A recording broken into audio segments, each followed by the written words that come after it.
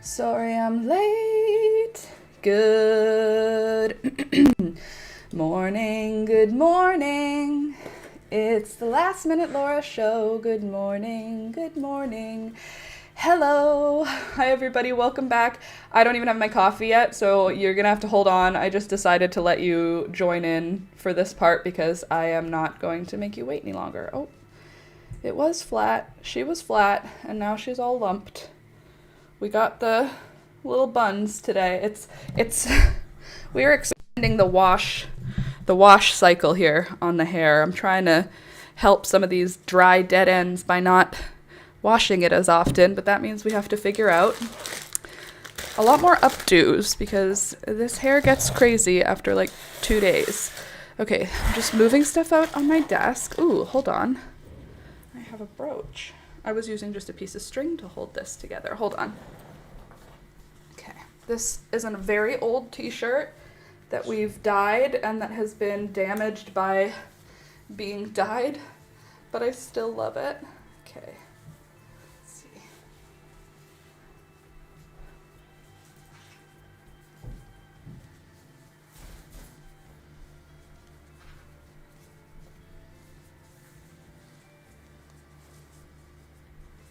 Should it pin? Should it just hang? Like, should I just have it hanging open like that? Or should I pin it closed? I just want to pin it closed so that you can see more of it. You know what I mean? I got it for $2 at the thrift store, and it's handmade crochet cotton. But I feel like I don't know if I want to wear it just like that. But isn't it cool? Maybe I'll just wear it down. It's just that I like being able to see the design. That's why I want to pin it. Just so you can see it all. Okay, hold on. Where's the bottom? 1, 2, 3, 4, 5. 5 scallops up, maybe. I think it's very cool. For $2, don't mind if I do. It happened to be half off clothing day, and they don't distinguish handmade from factory made. Oh, there's the glitch. All right, I'm gonna mute, and I'm gonna go get my coffee.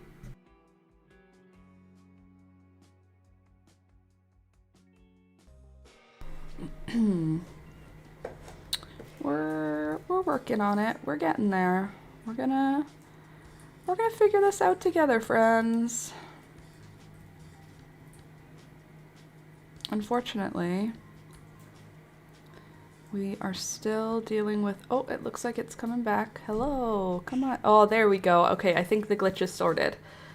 Why does it do that every morning? It doesn't make any sense, because then it's fully smooth for the rest of the stream. I have to like cut out the glitch every morning. It's so annoying.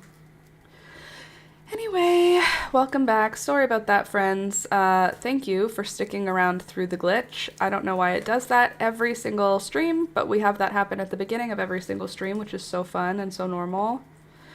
Anyway, good morning. Welcome back. It is Friday, November 20... Bro.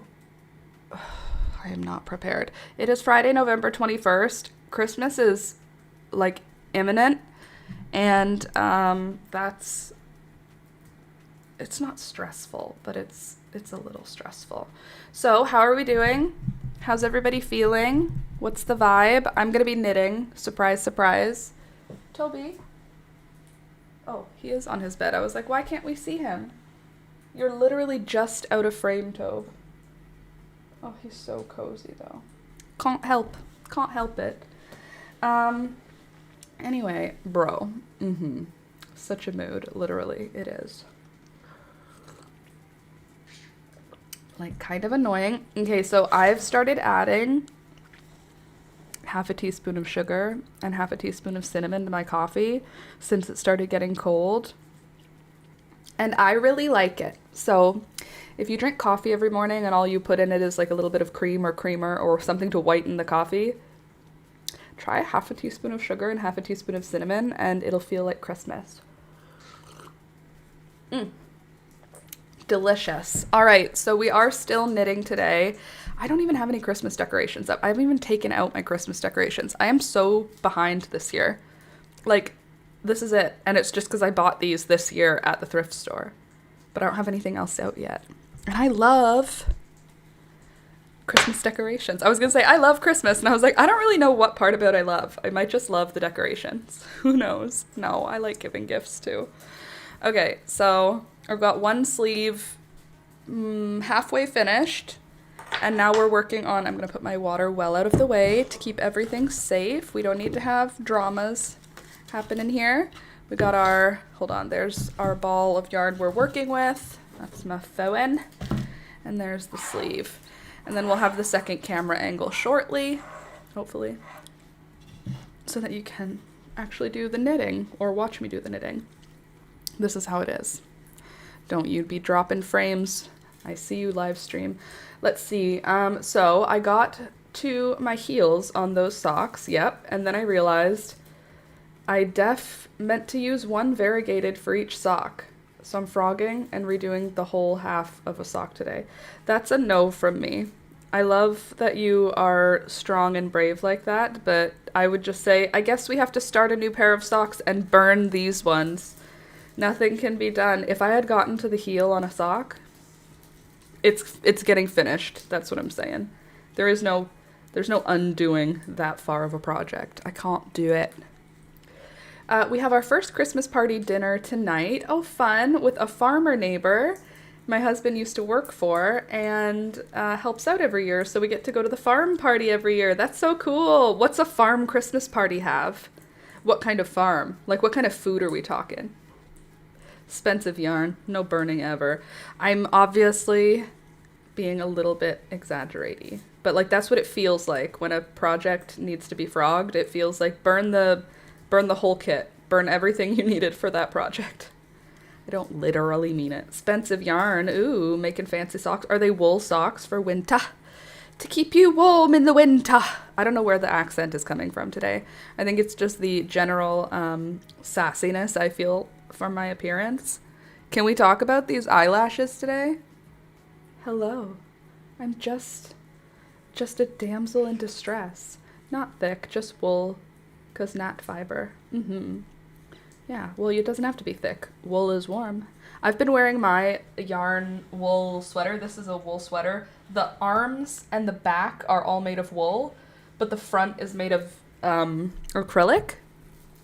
So it breathes in the front, so I don't get sweaty, but it's like I'm wearing a blanket because I have like a wool arms and a wool back. And I think that was a smart decision, honestly. It allowed for breathability in the front. It wasn't intentional. I didn't make an intentional decision, but you guys sent me squares, granny squares, as a gift, which was so thoughtful. And then we put them together into the front shape of a sweater. And most of them were acrylic. And what I had been working on was wool for something else. So I put the two projects together, and now I feel like I used to think like wool sweaters are superior, and now I'm like, I think that there's something to be said about mixed fibers for like mitigating the part of wool that keeps you super warm. You know, like if wool keeps you super warm and you don't want to feel warm in your chest area, then do that area in acrylic, because then it's not going to be super warm. And I feel like I never overheat in that. That's not true. I overheat in that sweater all the time. I never feel cold outside in that sweater. Like I said to Alex yesterday, I'm pretty sure this sweater is nearly a winter coat, because I usually wear it in lieu of a winter coat. The only thing it doesn't have is like wetness protection. Okay, let's see. So usually we do a catered supper, and it's a full turkey dinner, and then games afterwards. But this year they rented out a place for supper, and they have axe throwing, mini golf, pool tables. That's so cool. Aw, a business taking care of its employees at Christmas time. That's so 1950s of them. That's also what open weave stitch patterns are good for too. Okay, so if I wanted to just stick with wool, I could do a different stitch for it. Got it. Well, I will say my knit, I think the back is crochet. Yeah, the back is wool on this sweater, but it's crochet, and the sleeves are knit, and they're wool. So I have wool knit sleeves, a wool crochet back, and then a acrylic granny square front. But it looks cool, and I always get complimented on it. So either people are just like, ooh, look, a weird person, and they're just commenting, or, which is what I think, I look cool as hell in that sweater, and people are like, oh, where do you get a cool as hell sweater like that? You gotta make it yourself. That's the problem. You want a cool as hell sweater? You gotta make it yourself. And that's what I'm doing, because I already have my sweater that I have and I love, and this is gonna be like Alex's, what's the romantic way to put it? This is Alex's response to that sweater. Or this is my response for Alex to that sweater. I want it to be like romantic and poetic. You should try a wool knit with extra large needles and see how you like that. Ooh. You know what I don't like about extra large needles with small yarn, or extra large crochet hooks with small yarn? I don't like how many holes, like I don't like how the holes catch your fingers. So I feel like even if I didn't go with wool, maybe cotton in certain parts, you know what I mean? Like even if you don't, because I love stockinette. I feel like stockinette and half double crochet in wool look so pretty. Yes, so appreciative of them. That's nice. How's the audio today, friends? Let me get the other camera in, because I don't want to knit with my hands up here. I also got a new earring that I need to put in, because I dropped an earring, so I had to get a replacement. And I need to reorganize all of my earrings after that. I have a missing one here, and a missing one here, and a missing one here. That's not your problem. I'm just telling you, because my new earring caught my eye. All right, let me just turn you all over here. And let's get this set up here. Hello, camera. Look at all my stickers on the back of my camera. Aren't they cute? I got all the animals in there. And a random chameleon. Oh, before that, I have to show you guys something. Actually, there's something really important. If you're not at your computer or looking at your phone, you're just listening, I would wholeheartedly advise that you come back to the screen for the next, I don't know, just a couple of minutes, because there's going to be something worth seeing. And I'm just opening it up for you guys now. It's just going to take me a second to get it, so that gives you a minute to get back to your screen. It's going to be so worth it. So yesterday I did something that maybe is not like necessary to do, but like we were looking for something to do. I was out with my sister and Alistair. He had a dentist appointment. After his dentist appointment, we decided it was a good idea to take him somewhere, do something fun. So I said, why don't we go to the SPCA? We could just go to the SPCA. We don't, like, not for a reason, like, just because there's cute things to look at. And we were already out that way, sort of. We weren't. We had to drive really far. But then we went to the SPCA, and I said, do you have any Chihuahuas? Do you have any small dogs? And they said, nope. And I said, okay. I don't want one. I just want to see it if you have it, you know? And then, so we started looking through the cats. And Alistair's saying hi to all of them. Sorry if I have a glitch right now. It feels like it's glitchy. Alistair's saying hi to all of them. He's falling in love with every one of them. He's not getting a cat either. But I just want you to see a cat that I saw there. It's not, nobody... I might pick it up on Saturday for my friend whose cat died. I already asked her and she said yes, but I just need to double check on Saturday, so I might actually be adopting and fostering this cat. Because I saw it and I was like...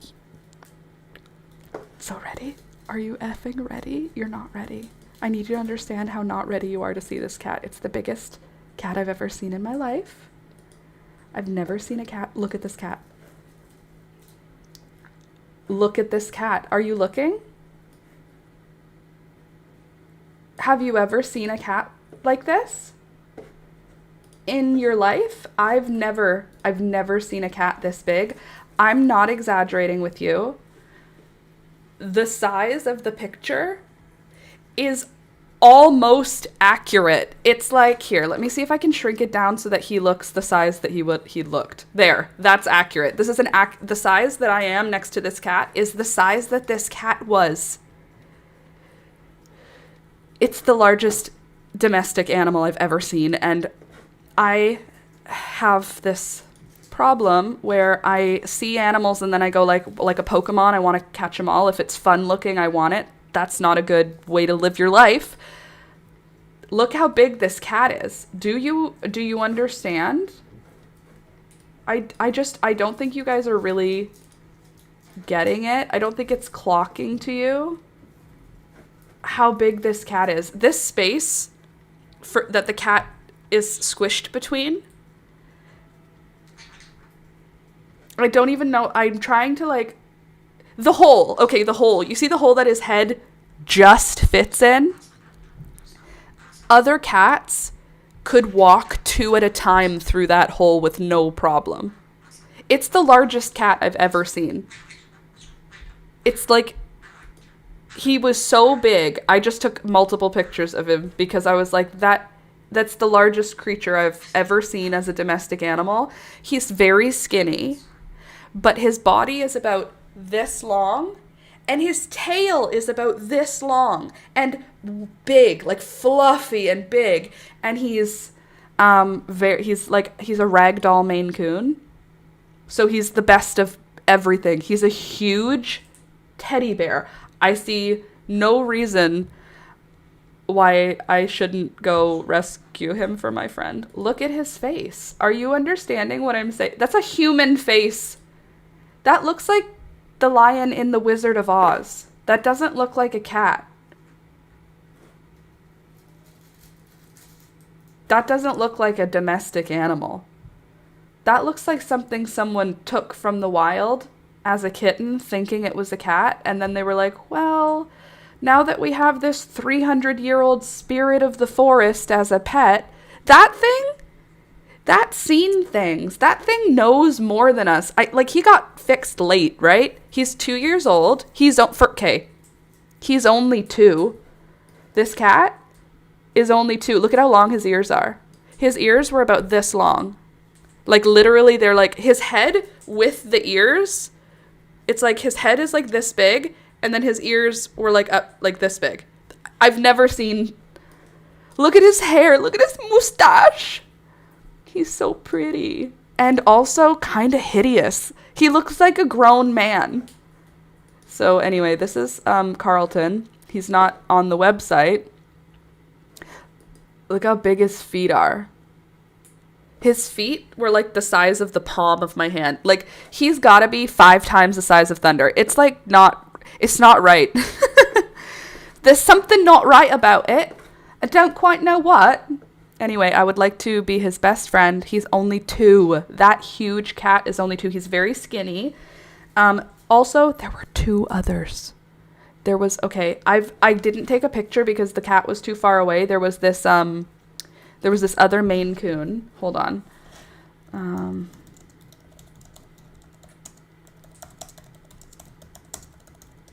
And I've never seen a more beautiful cat, but this one wasn't even available at all. Like, it was, it had just arrived, so she wasn't available. I feel like it's silver is the word.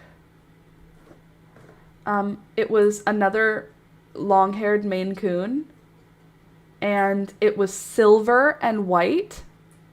And an older couple was looking at this cat while I was seeing her. I feel like I would call her Silver. Silver, white, long hair. And I said, oh my God, that is the most beautiful cat I've ever seen in my life. And they said, I know, right? And I said, her name is Duchess. And they said, oh, really? And I said, it can't be anything else. It was the most regal cat I've ever seen. Maybe it wasn't a Maine Coon then. It's not so scruffy. Hold on, I'm trying to find the picture.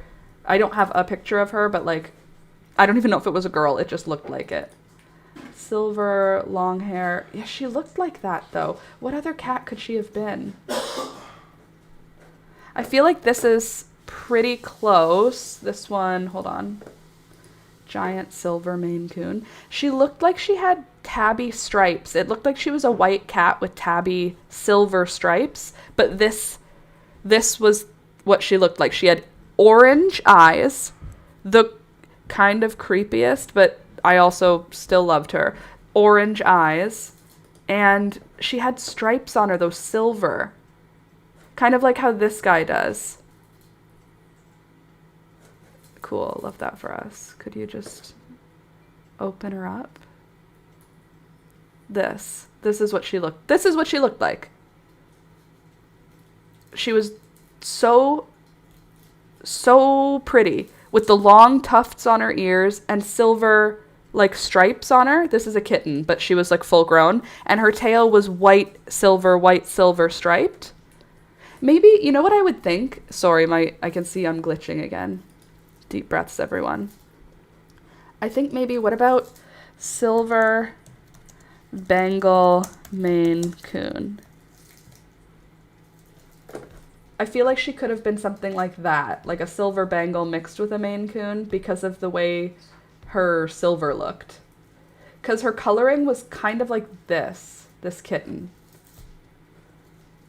But she was like whiter. She was very pretty. Long hair. Gorgeous. Oh, this is kind of what she looked like this one. This pretty one right here.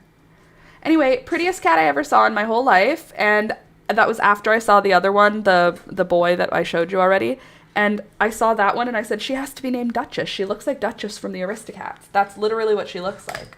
I bet one of her parents was a mutt of a short hair. Yeah, probably. And she was just beautiful, though. Tabby striping is really common in Maine Coons, but her color was like, it wasn't white and silver. It was like icy light gray and metallic silver. Like I haven't seen a lot of cats, obviously. It was a very beautiful cat. I wish to smooth the whiskers. Let's see. Oh, you've never seen a Maine Coon or a forest cat before? They're so effing pretty. Yeah, very pretty. I always say when our dogs and cats go, no more pets. But for a Maine Coon, I would break that rule. Stop. Because I said to Alex, I told him we went, and then he was like, Laura, it's not even been 2 months since Rohan died. And I said, I'm not getting another cat. And he was like, Laura, you're literally going to the shelter. And I was like, for Alistair, to show him the shelter. And he was like, you came home with pictures of a couple of them. And I was like, yeah, but like, what do you want from me? I can't change overnight. He a little lion, right? Let's see. He's not done growing it too. He's still got filling out to do. Oh God. Anyway, he was they said like he's a Maine Coon, and it said like obviously because he's huge, and then it was like, but he must have some ragdoll in there because he is a big suck. And I was like, I love a big suck. Welcome to my home. No, but I may be picking him up on Saturday because my friend said I could. One of my friends from work has one with the same pattern and color as Kiwi, but so fluffy. No judgment. Both of my girls are full mutt barn cats, and they're the most gorgeous things in my whole life. I mean, Peekaboo is just a gray stray. She is not, like, we've had people who've seen her be like, oh, is she a Russian blue? And we're like, no, she's just like a fat street cat. She's like literally just a cat. Like, Russian blues have like a whole bunch of features. Peekaboo's just gray. She just happens to be gray. Maine Coons are also puppy dogs, like hardcore. Alex is aware. You do this every time. Here's the thing. I do it every time. Like I said to Julia again, I was talking to her and I said, I am not going to pick up a cat. I won't do that again. And then she said, okay, so let's go through your pets. How did you get the snakes? And I said, Alex had a class, and when he was in class, I brought the snakes home. And he said, right. And then I said, and then there was the turtles. Alex picked those up with me. We had to meet at a parking lot to get those turtles. The bearded dragons, I think I got those on my own. Thunder, I signed us up to become fosters, but we had to go through the interview process together. Like, we had to have our house inspected to see if it was safe for a foster. We had to go through an application process. So, like, so happy to connect in and see you have some sparkle back. Thank you. I'm feeling a lot more sparkle today. I feel like I'm on an upswing. I mean, I'm on a roller coaster, I'm going to be honest. I've been up and down for the last couple of weeks, but I'm feeling today particularly okay. Anyway, then Thunder, he was a foster. Alex and I both fell in love with him. I fell in love with him first, obviously, but Alex was totally down. He said, yes, we can keep him. And I was like, he's $400. And Alex was like, well, we can't let him go to another home now. And I was like, that's right. So technically, Thunder was a both of us choice, I think. CJ was Alex's cat, really. So, like, I didn't do anything. CJ already belonged to Alex when I met him, so stop. And then Peekaboo, I snatched her. I used Alex's winter gloves because she was a vicious animal, and I snatched her from the wild.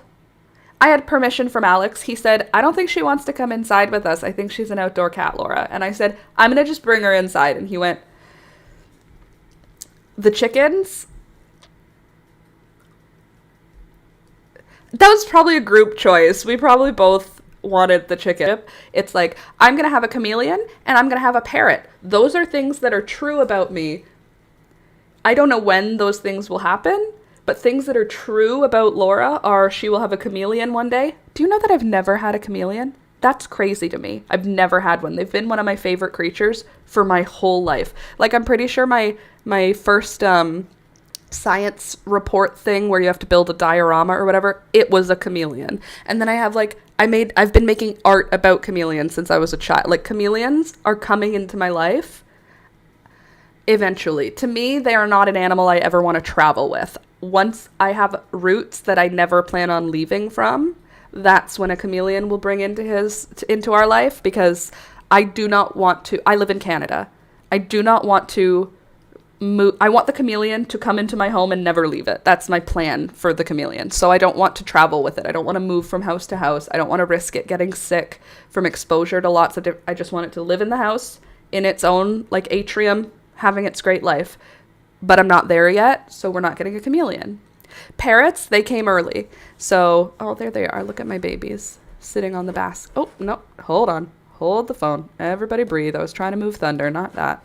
Give me Thunder. Or give me death. There you go. Now you can see my birdie babies. Anyway, my bestie keeps having to move with her snakes, and it's rough. And snakes are not even as rough. Well, not all snakes. I mean, you can, in theory, put the snakes in a canvas bag, tie the top of the canvas bag, and just, like, put them in a backpack and move them that way. Whereas a chameleon, it's like if they get beyond certain temperatures, too high or too low, they can just die. They're very delicate to temperature and to humidity in a way that, like, bearded dragons or ball pythons are not. And in addition, the reason I agree with you about moving snakes is hard. Moving a terrarium is a shit show, a full gong show. I don't know if you've ever had to move a terrarium before, but we used to have a terrarium that was 6 feet by 2 feet by 2 feet. That's about the size of this entire shelf.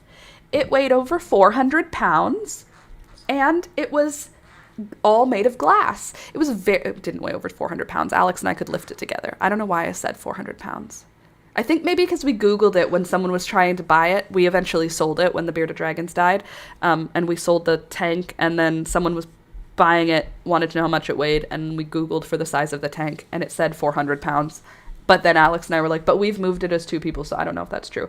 But anyway, glass, very heavy. Lights, annoying to transport. And let's see, she uses plastic containers with some bedding that already has holes in it. And yes, the terrariums are the real issue. That's what I mean. Yeah, the terrariums are awful. That being said, for chameleons, they have a lot of sensitivity around, like, airflow. So generally for chameleons, you don't use a glass terrarium. You have them in a warm room and the terrarium itself is made of like wire mesh.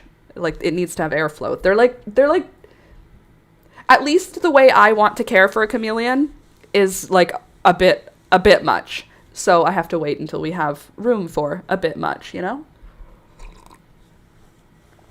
So I will have a chameleon one day. I don't know where I was going. Oh yeah, I bring animals into our house without Alex knowing. I think Alex likes that you bring these creatures into his life, honestly. Alex would have no he would have no pets.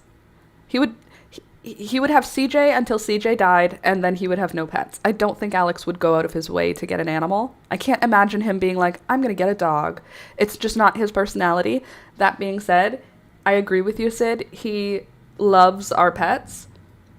The birds attack him, and he likes them. He loves Peekaboo. Like, he deeply loves Peekaboo. And it's, like, obvious whenever he sees her, whenever she sees him. Like, there's a bond there that they both have. And yet he wouldn't have had that if I didn't snatch her from the wild with winter gloves so that she couldn't bite or scratch me. It did take us years to get here, but, like, I can tame anything. So when you see also the adoption fee for that giant cat is $200. I have $200. I literally am not even, do you know? Okay. Let me just start again. You know when you buy something you don't need that you want and you get a hit of oxytocin? That's all that's happening here. I have knowledge and I have logic, and I'm not going to be doing any stupid decisions. But I don't know. Why is it so much? Did he need a bunch of medical care? Oh no, in Canada that's a good price. At the shelter in Canada, that's like they're like $400, $350 usually, and there's like a cat blitz or something. We don't have we have like in the summer when there are shit tons of kittens, they do a thing where it's like $50 kitten day at the SPCA, but otherwise they're like $200 because they do the spay and neuter and they do the bleh and they had bleh. So no, he didn't need any. He actually didn't need any medical care except to be neutered. So I kind of love that he didn't get neutered until he was 2, also, because that means he's gonna stay a big boy. Oh wow, ouch. Yeah, Canada's kind of garbage for things that in the States are cheap. They're not cheap here. Like adopting a dog. Oh my god, I love looking on your websites in the States because there are some. Like I look at obviously Chihuahua adoption agencies, and there are so many Chihuahuas available in like Texas and like California that they're like $50, $75, and it's like in Canada it's $1,000. If you go to a shelter and you want a Chihuahua that's at a shelter, like the lowest you're gonna pay is like $700. You're not getting a Chihuahua for less than like $700. Now we got Thunder for $400, but that was because he was in the foster system and the times were changed back then. They were different. The times were different. But now, I said to Alex, when your president is different, we could go for a road trip to California because that's one of our goal road trips anyway. And I was like, and we can find us a Chihuahua. We can just like go to the local shelters, get one. All you need to move a dog across the border is the valid medical requirements for the place that you're going.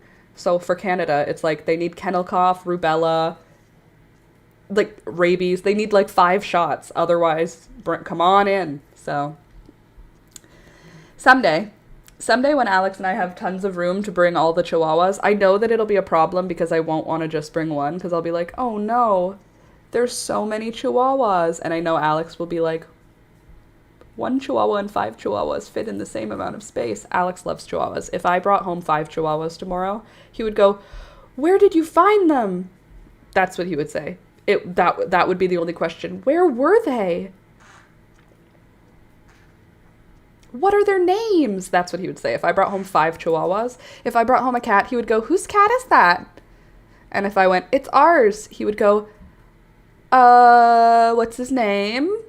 And then he would get to know him. Whereas with the dogs, I know in my heart, he would not be unhappy if I brought home 5 Chihuahuas. Because he loves Chihuahuas. He didn't know it, and he loves them. Also, Toby rough played with me last night, and it was the cutest thing in the world. Like, this is from the bird, this cut on my finger, not from Toby. He doesn't bite. But I was grabbing a toy and dragging it back and forth, and he was growling. Oh, it was so cute. He's so stupid. Let's see. I'm so ready for our whole system to be different. Okay, so how much are adoption fees where you live, Sid? Let's look. Okay, computer, don't drop anything. I know, we're gonna knit, I promise. Calm down, we're gonna knit. Okay, just a sec. What am I trying to think? Vermont. Cat adoption. Let's see what yours. North Country Animal League. I searched Vermont, and that's what came up. What a cool ass name, Vermont. All cats listed are currently available for adoption. Okay, now let's see how much it costs to adopt a cat. We'll just come over to Vermont for it. I'm joking. Is North Country related? Is math related to science? 1 second. Okay, so it's a $50 fee to hold them. Adoption FAQs. Thank you. Puppies under... Yeah, look. This is in... I don't know if this is where you live, but... Let's see. Vermont, that should be one. Other spots are Humane Society. Okay, so this is an adoption FAQ. For a puppy under a year, $475. Okay, for an adult dog, 3 to 8 years, $275. So that's cheaper than here. But your American money is different than our Canadian money, because like $200 of your American money is like $1,000 of our Canadian money. Kittens under a year, $250. Adults, $100, which is like $300. I'm joking, but like still, $100. Oh no, he would be 175 because he's 1 to 3 years. So he's 175. There's spelling mistakes. Barn cats and senior cats, 50 and 75. Animals listed as Pro Nature Pals are sponsored. Oh, and they don't cost anything. Okay, let's look at the Humane Society, see what they're charging. Humane Society. You know what I should be? I should be like the person who finds people pets. Like, I would have so much fun. Nope, that's business. Never mind. Like a Pokemon, collecting the coolest animals to rehome. But that's not... After I said it out loud, I immediately changed how I felt about what I said. It would be fun. If I didn't have any ethics and morals, it would be a fun...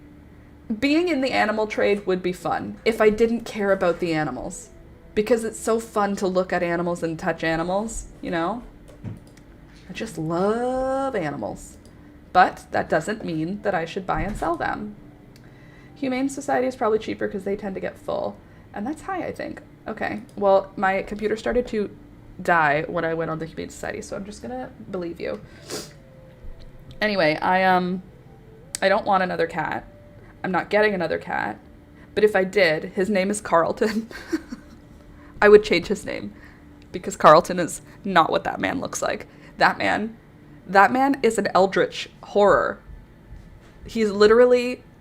Like, I would want to call him Spirit of the Woods. Like, what's a spirit's name? Like, Loki. Like, he would be like a... What's a forest spirit name? Let's see. Leshy. Dryad. Briar. Oh, Tapio. Sylvan. Oakley. Okay, so there's some options. I feel like he would have to be some kind of... Willow. He could be... I don't know. He's definitely something from another world. I could also be way behind on inflation because our economy is also dying. I think that's what it is. I think inflation sneaked up on you again, and a third time, and a fifth time.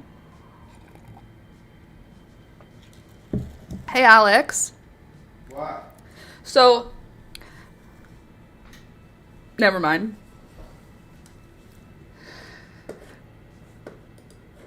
Remember that cat I showed you? Yeah.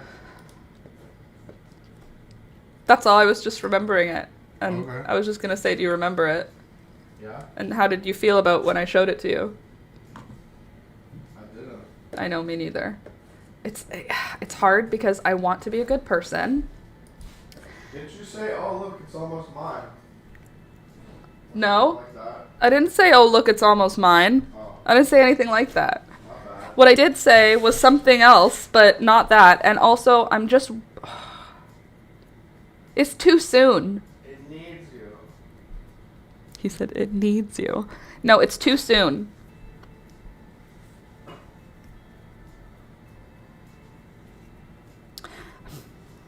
Anyway. What's my Christmas present budget? Hey, Alex, what do you want for Christmas? Sorry? What do you want for Christmas?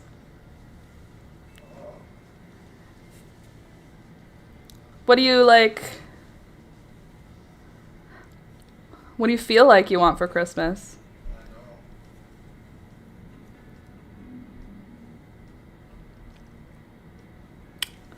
know. Okay. Can I give you that link to the Japanese saw? Yes, I know you want a Japanese saw. I gave Julia the link and she said, that's amazing. I love that he loves Lee Valley. The double-sided one, though. Yeah, I gave her the link. The link got to both. Well, I actually screenshotted the text and cropped it so that it just had the link and your description. Okay. So I figure she can deduce what you want. Cool.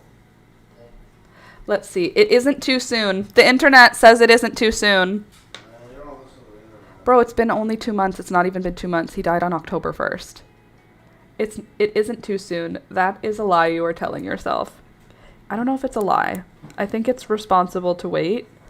I just think I wasn't expecting to see a cat that size.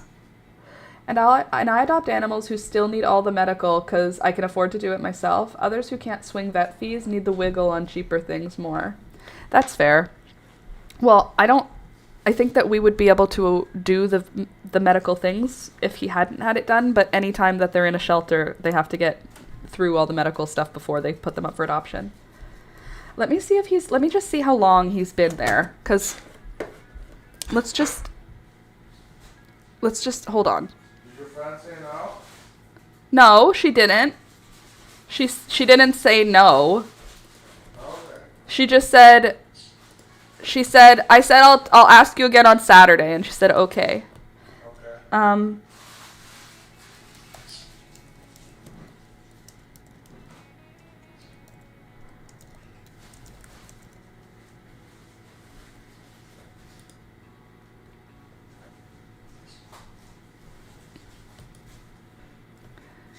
Okay. Hey, come on, go. You leave that man alone, doggy, or kitty, or birdie. Okay. Please hold. If I'm glitching out, it's because I'm using the internet and my computer cannot handle that right now.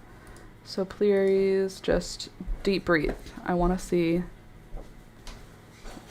if he's even on here yet. Adoptable cats. Because he might not even be on here, and then that means he's not even on the list yet. So Star, Nibbler, Dolly. Oh no, application's full. Okay, those are kittens, that's fine. Roomy, Alistair loved Roomy. Weston. Oh my god, they have way more cats than they had out on visibility. Are they just not showing any of the Maine Coons? There's 3 Maine Coons. They're there. Oh my god, I almost just died seeing him again. He's so cute. Okay, do you want to see him? There's Carlton and Barton. I'm gonna die. Oh no, application's full. Well, there you have it. Application's full. Application's full. Sorry? Application's full. Yeah, what does that mean? It means that somebody else is going to get him. They have too many applications. Too many people want him. Is that the only one? Well, no. But still. You know? Yeah. Here's the ones they have. Bro, what'd you do? What happened? What'd they do? Oh. Okay, so these are the 2. You don't find your next pet, they find you. I mean, I walked into the SPCA. That feels like that was kind of me doing something, right? So this one is Barton. Barton is a big, big kitty with an even bigger personality. This outgoing boy loves absolutely everyone and is always ready to be the center of attention. If you're looking for a cat who brings fun, affection, and a whole presence, Barton is your guy. He's a champion cuddler who happily leans right in for pets and snuggles. When he's not soaking up attention, you'll find him climbing, exploring, showing off his athletic side. He loves being up high and surveying his kingdom. He's confident, friendly, and full of charm, the perfect complement to his gentle brother Carlton. Whether he's curled up by your side or that means Carlton is the gentle one. Look at him.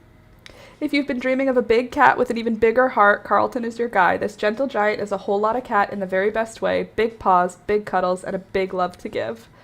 He may be a little shy when he first meets new people, but don't let that fool you. With just a bit of patience and kindness, he warms up quickly and soon reveals his sweet, affectionate side. He's all about snuggles, companionship, and soaking up attention. He's ready to bring warmth and maybe take up most of your couch. Look at his face. He's a big boy. He's just a big boy. Look, he's so mean. I like him. I love a mean-looking kitty. I love anything that looks a little weird. I like it a little off. He looks like a freaking cartoon. He literally looks like he looks like an agent. Just here. Just lean this way. Pardon? Nothing. Anyway. Are you animal shopping right now? I'm not animal shopping. You don't shop for animals, Alex. Huh? Animals are people. You don't shop for animals. Looks like you were just animal shopping. Dude, come on, go. Come on. Okay, if the applications are full, does that mean like even in person? Like what if I go back in person? Will they let me look at him more? Can I just, what if I go there? Go. Go. Oh. It's fine. It's fine. I don't want another cat. That was not... The disappointment I feel is just because my oxytocin, serotonin high from looking at a cat is dissipating. It's not because someone else is gonna have that big, big, big boy. He's so big. Listening to Alex say, dude, is like listening to myself. That's him talking to the birds. That's how he talks to the birds. When they land on him while he's making himself food. Dude, guys, come on. I like that he talks to them like they're people that are annoying him. It's more funny. Anyway. No new cats. Just vibes. Which is funny, because Alex would be my chosen name. Really? Oh, that's cute. I said to Alex that he should have chosen another nickname, because he could have chosen anything with the name Alexi. He could have been Lex. He could have just been like, hi, I'm Lex. You could have the name Lex. Yep. Like Lex Luthor. He could have been Al. You could be Al. You could just be Al. You could be whatever you want. Alexi? Alexia, whatever. He could be Lexi. He could be Lex. He could be Al. What does he choose? Alex. Yep, Alexander after a character's middle name.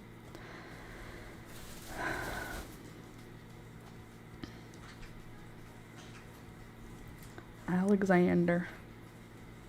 If you go with full Alexander, like Alex doesn't have all the rest, like he does, his name isn't Alexander, so, but with Alexander, you can also go for Zan, and Xander, and Ander.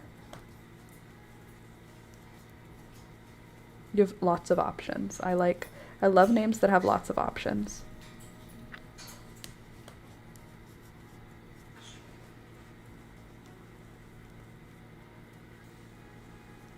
I met a kid named Maverick a couple of days ago, and I had a conversation with the mom being like, Maverick is a pretty cool name, because Maverick, the name itself, sure, it's an interesting name, but he can be Rick, he can be Ricky, he can be Mav. That's it. But still, I like having names that have lots of nicknames. I also find it funny because my brother's wife is Alexis. Oh, I didn't realize your brother was married. I don't know why I didn't I don't know why that surprises me, but I guess I didn't know. I have a picture in my head, and I didn't know there was a new person in the picture. And there's an Alex at work who's the coolest granola lady I've met in a long time. Okay, so Alex is a good, strong, safe name is what you're telling me. Well, now we're knitting. Oh. Applications are full. They did it on Mother's Day. Stupid, stupid, small. Hold on, come here. On Mother's Day? Oh, this year. Happy Mother's Day. Happy wedding day. Just the parents that they like. Oh. Nice.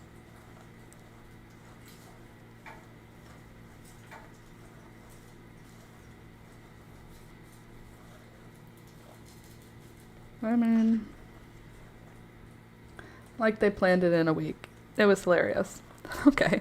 Did you go? I mean, I guess you're not a parent, so maybe not. Just the parents they liked. I mean, I guess you only need one witness, right?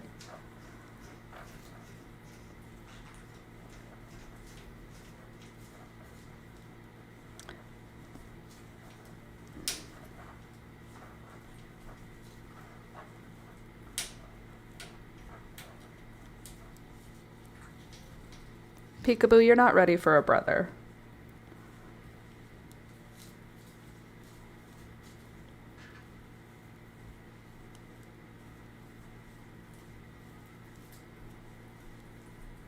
I do love freak animals though.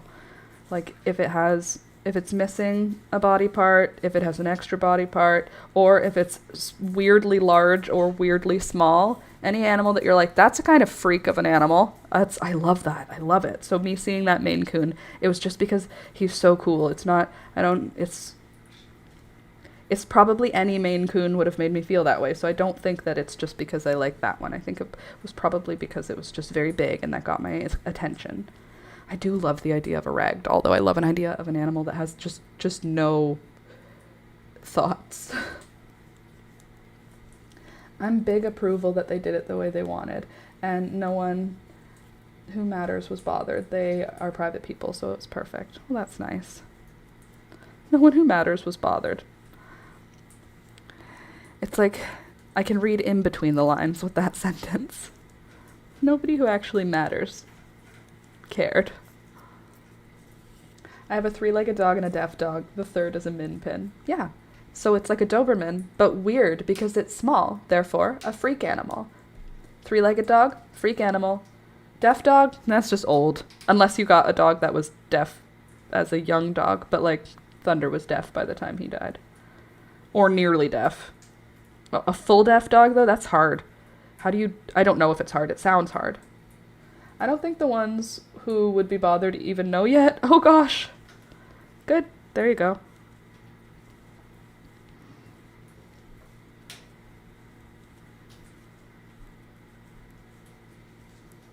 Inpin is just dumb as rocks.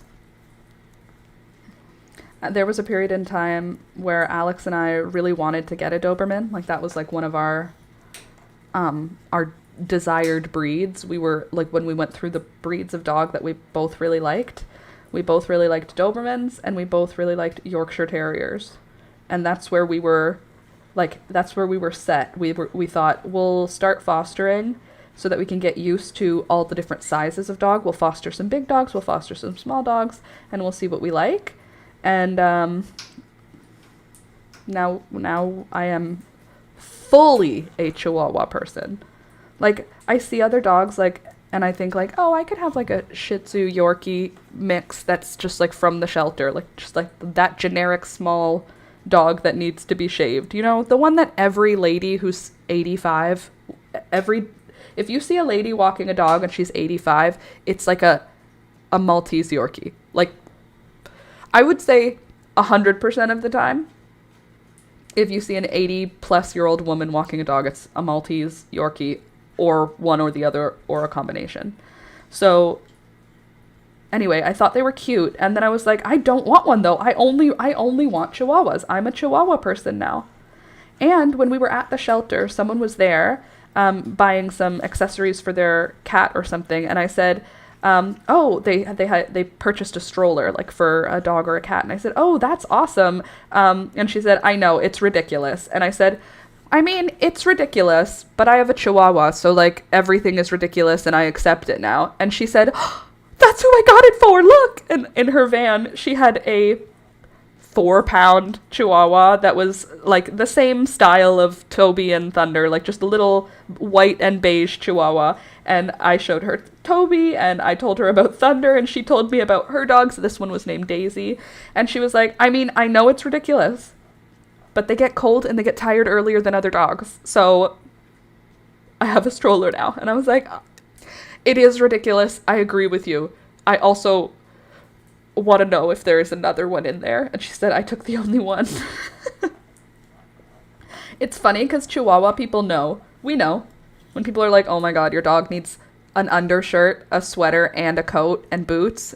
And Chihuahua people are like, yep, they do. That's what my dog needs because I decided to get a little tiny desert animal and treat it like it's a husky.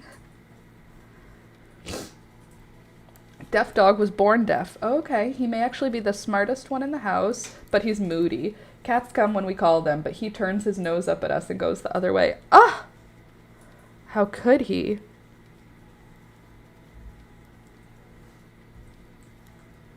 Well. Anyway, Chihuahua people know how ridiculous Chihuahuas are. And I said to her, like, I told her this thing about, like, I never wanted a Chihuahua. They're annoying and yappy. And she went, yup, and they're awful, and they bite people, and blah, blah, blah. And then we both stopped and we said, but it's not true. I mean, it is true. That's the thing that's frustrating is that people are like, is he yappy? Like, yeah, but, like, not to me. Not when we're at home. Literally, have you heard him ever? You almost never hear him here. Look, there's his bum. You can see Toby's bum right here. They're just the most sweet dog in the whole world. Chihuahuas are a superior dog for one-on-one companionship, in my opinion, based on 2 Chihuahuas that I have loved. And I don't think I'll ever go back. But before I had a Chihuahua, I would never get a Chihuahua. Before I adopted Thunder, I was of the mind, Chihuahuas are annoying and yappy, and they bite, and you can't train them, and they're small and stupid, and they're always shaking. It just simply isn't true, but it also is. That's the problem. There are bundles of condensed evil, but have you met a cat? Literally, like, people who are like, Chihuahuas are a lot. I'm like, literally, they are... I don't think Toby is any more work than Peekaboo. The only difference is that Toby has to poop outside and Peekaboo poops in a box. But both need to be picked up. Both need to be regularly, like, managed. Their poo areas, you know? They both eat and drink at the same times. It's basically a cat. I don't think Toby is actually, he did attack the plumber. He attacked the plumber, like he was vicious. The plumber laughed because he's 4.5 pounds. But, like, again, if he was a bigger dog, it would be a problem. But at the same time, they don't have any other defense except for to be vicious. They don't have a defense that will work other than the full attack. Because if they just go like, grrr, no one's going to believe them. They have to pretend like they're ready to throw down so that people go like, I don't want to deal with that. And then they get left alone and then they don't have to fight. Chihuahuas are just very, very proud. And I don't think they're bundles of condensed evil. I think they're bundles of condensed love that sometimes comes out in bursts of violence and volume. But I don't think Chihuahuas are evil. I think cats are evil. I'm fine with that. Like, I love cats. But I think cats are evil. I think cats have too much intelligence, like that they therefore don't have to respect us. So I think that they don't have any respect for us. If they love you, you can earn their respect, but they don't have respect for humans. It's not like dogs have a healthy respect for humans, and though they won't listen well to every human, Toby will listen to the instructions of another human in place of me. Peekaboo will not come out for another human for 2 years. Like, Toby will need food tomorrow, and if another human is taking care of him, he will do his little food dance. You know what I mean? Peekaboo will pretend she doesn't exist and never ever come out around another person. Like, it's like And it's not, she can't be afraid. She's got to understand humans are all humans, you know? Unless she got real bad stuff happening to her before we found her. Hey, Pika, what are you meowing for, by the way? I heard that. Hi. Meow. Hi, baby. Wanna come sit with me? Come on. Yeah, there's my baby girl. Hi. Here, let me move back so there's room for you. Come here. Come on. Toby, leave her alone. My big fat mama. Hi, fatty. Oh, Toby's so jealous. This is my little fat Russian blue. You're more like a Russian dusty gray. And by Russian, that's just because of what people say about you. But you don't have Russian blue features, except for the fact that you're gray. Hey? What breed did you say, Sid? English something? My baby. Hi. Hi. How are you supposed to get anything done when she does this? Look at her. That cat is twice the size of you, Peekaboo. At least. His head is at least twice the size of her head. I don't know what you would do if you saw a cat that big. Oh, a British blue. Okay, let's see. Let's see what a British blue looks like. Do you look like a British blue Pikachu? My little Peekaroo. My Pika baby. God, I love the name Peekaboo also.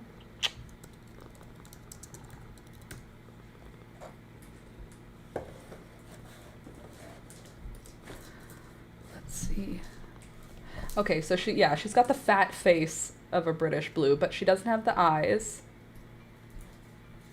British short hair cat versus, what is this? Versus Russian blue. Oh, definitely she does not look like a Russian blue at all. She looks way more like a British short hair. I wish you could see her right now because her face is smushed in my arm. Look. She just smushed her face in. What are you doing? Pika. Oh, hi. She's a wonderful mix. Russian blues are lean. She's definitely not lean. We don't have a lean cat here. These cheeky chonks. That is not a lean girl. You're not a lean girl, Pika. Oh, she's so pretty. I love that cats let you do this. Dogs don't love it when you do this. This thing. Toby does not like it. But Peekaboo will sit here for like 25 minutes. If I do this, if I just sit here and do this and switch sides and squeeze her face and grab her like a hamburger, she'll let me do it for like 20 minutes. Is that what you like? You love being loved on? All right, I need your help though. I need you guys to tell me if she's lost weight, okay? Ready? Come here, baby. Come here. Come here. Good girl. Oh, there's my baby. Do you think she's skinnier? I think she's skinnier. You're so skinny now, Pika. Oh, you skinny, skinny cat. You lost so much weight, didn't you? You're so skinny. You're such a skinny, skinny girl. Maybe a little? I think she lost a little. Her legs are up here, but like, look when she's stretched out. Look, watch, ready? Look. Look at her tummy now. Those are her legs. So look at her actual tummy. Do you see? There's like a less belly, I feel like. You're still fat, don't worry. Oh, you got your claws in my...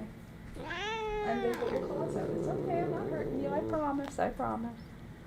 I promise. I won't hurt you, honey. I just had to get your claws out so that they won't get hurt. You have a slimmer belly. You're so slim. Here, let's show them you from the front. And then I'll put you down, okay? Because I know you're starting to get annoyed with me. See, look. See her belly? Come on, look at her tongue. That belly used to be, like, wide. Peekaboo. I love you so much. My sweet girl. My sweet girl. You're so sweet now. You were such a scaredy girl. And now you're just a baby. Oh. Sorry, I will knit again. I just have to love her for being so sweet and so gentle, even though I'm so rude to you, you know? Come on, like, tell me this cat doesn't love me. What cat would let you do this if they didn't love you?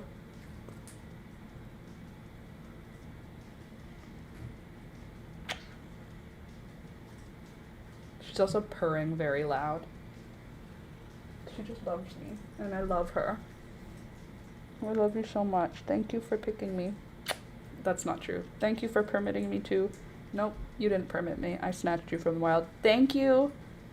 I love you. Mwah. Thank you for surrendering to my love. Mwah.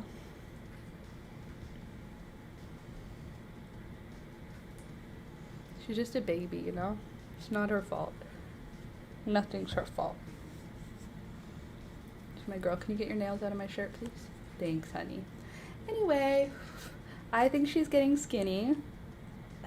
Her hair is all over my face now. Are you gonna do some muffin making, or are you just gonna sit there and zone out? Oh God, look at how perfect my kitty is. Oh, she's the prettiest. Oh yes, tuck in. You deserve to. Be cozy. Sorry, I know that we are knitting and hanging out, but look at my friggin' cat. She was so scared. She was a wild animal who had kittens. She had fleas. She had worms. She had frostbite. She stayed under the bed for like a year. She only came out at night to eat. And then the second year, she would never come into the room we were in. She would be on the same floor as us, but never in the same room. And now we've had her for lots of years, and look at her. Come on. See, Julia never gets to see her because she acts like she's a scaredy cat when Julia's around. But look at her, Jules. Tell me this cat is a scaredy cat. She's not. She's amazing. Do you want to see her, by the way, up close? Oh, she got so much purring. Okay, come on, let's show everybody how cute your fat face is up close. Here, you can stand on the table. There. This is Miss Pika. This is what she looked like. This is how happy she is. This is what my cat looked like, so happy.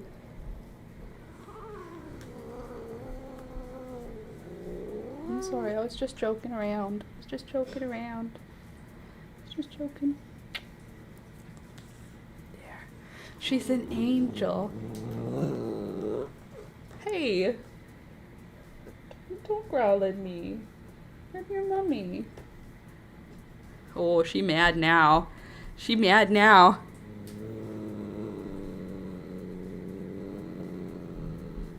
Is your toe being on something? Baby. It's okay. I was just joking. Don't go ahead. I'm fine. All right. Ugh. Cat hair. Expressing her non-consent to be on the internet. She's like, I was fine until you put me up close. I didn't want to see my own face. I didn't agree to that. Anyway, she's the best cat in the world. And, hey, Jules, are you listening? Alex pretty much said we could go adopt that cat. He didn't, but he did. He did.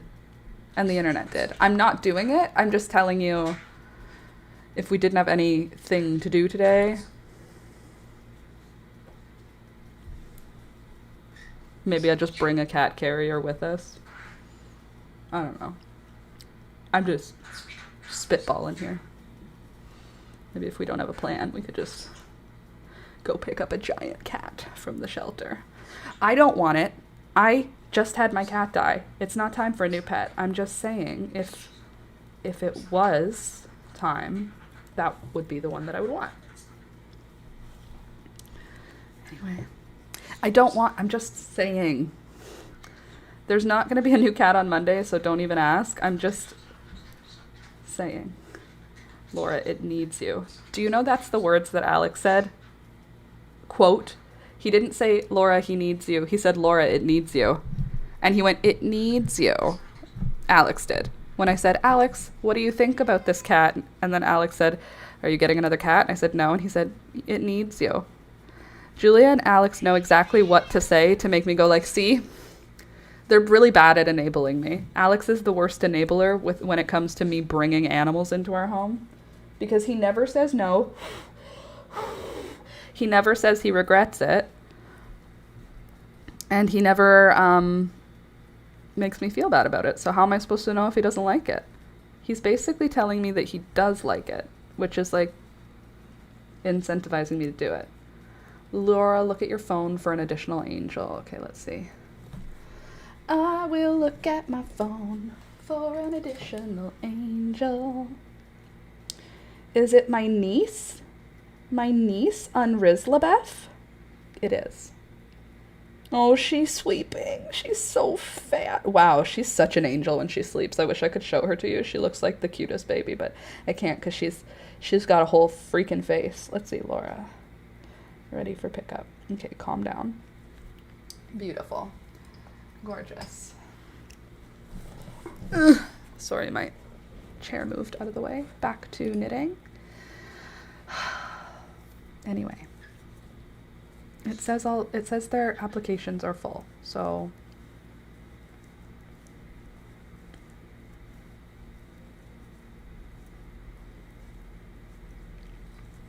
what are you going to do? What is it called that you called it? Norwegian forest cat? Let's see what he looks like. Who's a Norwegian forest cat? This looks like a spider bite now. It's a bird bite. Let's see. What is a Norwegian forest cat? Norwegian forest cat. Okay, so the girl could be a Norwegian forest cat instead of a Maine Coon. I feel like her ears didn't have the longer tufts the way the Maine Coon boys did. Oh, this is what she looked like. Okay, this exists. Siberian versus Norwegian forest cat. Hold on. Silver and white Norwegian forest cat. The girl, Julia, I was trying to describe the one that I was calling Duchess. And I think that she might be a Norwegian forest cat because she actually looks a lot more like this than she does like a Maine Coon. She looks like this. Hold on, let me find her. Whoever she is. Access restricted. I was clicking a picture of a cat. What do you mean? Open image. No, not save image. Why would I want to save the image of a forest cat? Please don't screw my whole computer. Thank you. Open image. Thank you. I just want to... Really? 300 pixels? That's what you can give me? Love that for us. Please hold. Please hold, everyone. It's going to be worth it. I just want you to see this other cat. This cat. Great. Love that. All right. Then we'll go like this. Nope, that's not the one we want. Go like this. Go like this. Okay, she looked like this one. This. She looked like this, except maybe a little more white. Like a little more white on her. Kind of like this one. Like white with silver lines.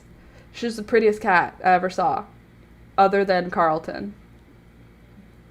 But I think she was more this style versus Maine Coon. Maine Coon, her face didn't look like a big freaky cat. Like a Maine Coon's face looks like a freaky animal. She didn't look like that. I don't even know if it was a girl. I just think that it would be weird if it was a boy. That's how it looked.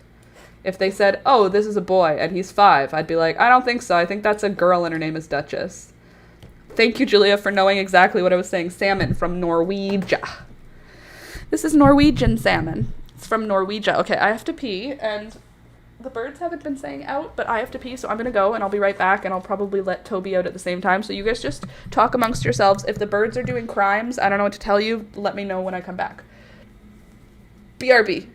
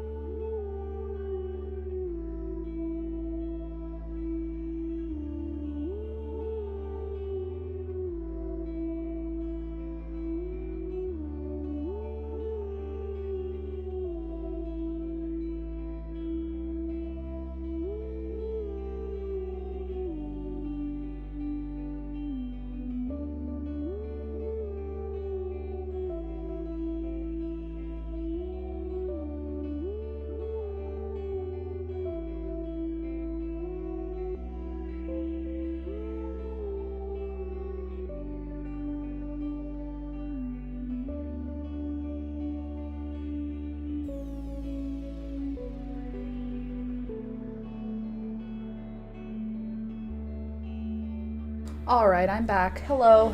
Sorry, I just jabbed myself in the eye. So I'm gonna be blinky for a sec. Gosh, false eyelashes?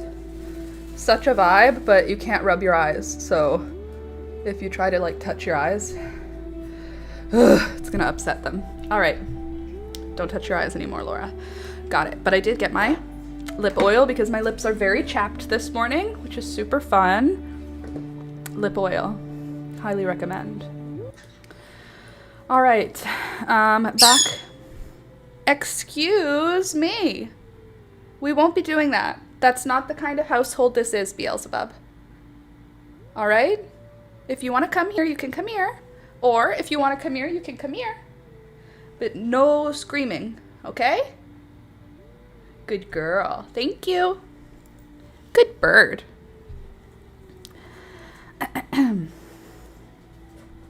Is this one over top? Yeah, it is. Hold on a sec. Then I want this one to be like this. And then I want to move over this way more. Ugh. So that I'm central to the story. Gorgeous. Thank you for waiting. Sorry I was gone so long. I had to pee, and then Toby had to pee, and then Toby had to chase a squirrel. And then I had to come inside, and then I had to, you know, it's just a whole thing. Everything's a whole thing. My life is a whole thing. Dropping a like, send me strength, please. I think something sad is going to happen today. Oh gosh, Candace, or Candy, I'm sorry. Aruka7, I love that, Aruka. Anyway, yeah, I'm sending you strength. It felt cryptic when you were messaging in the Discord, so, I hope the sad thing, yeah, sending hugs. I don't hope anything. I hope that you're okay. And, I duplicate Sid's sentiment. It's my dog. Ugh. I don't know what to say. Just give him lots of hugs.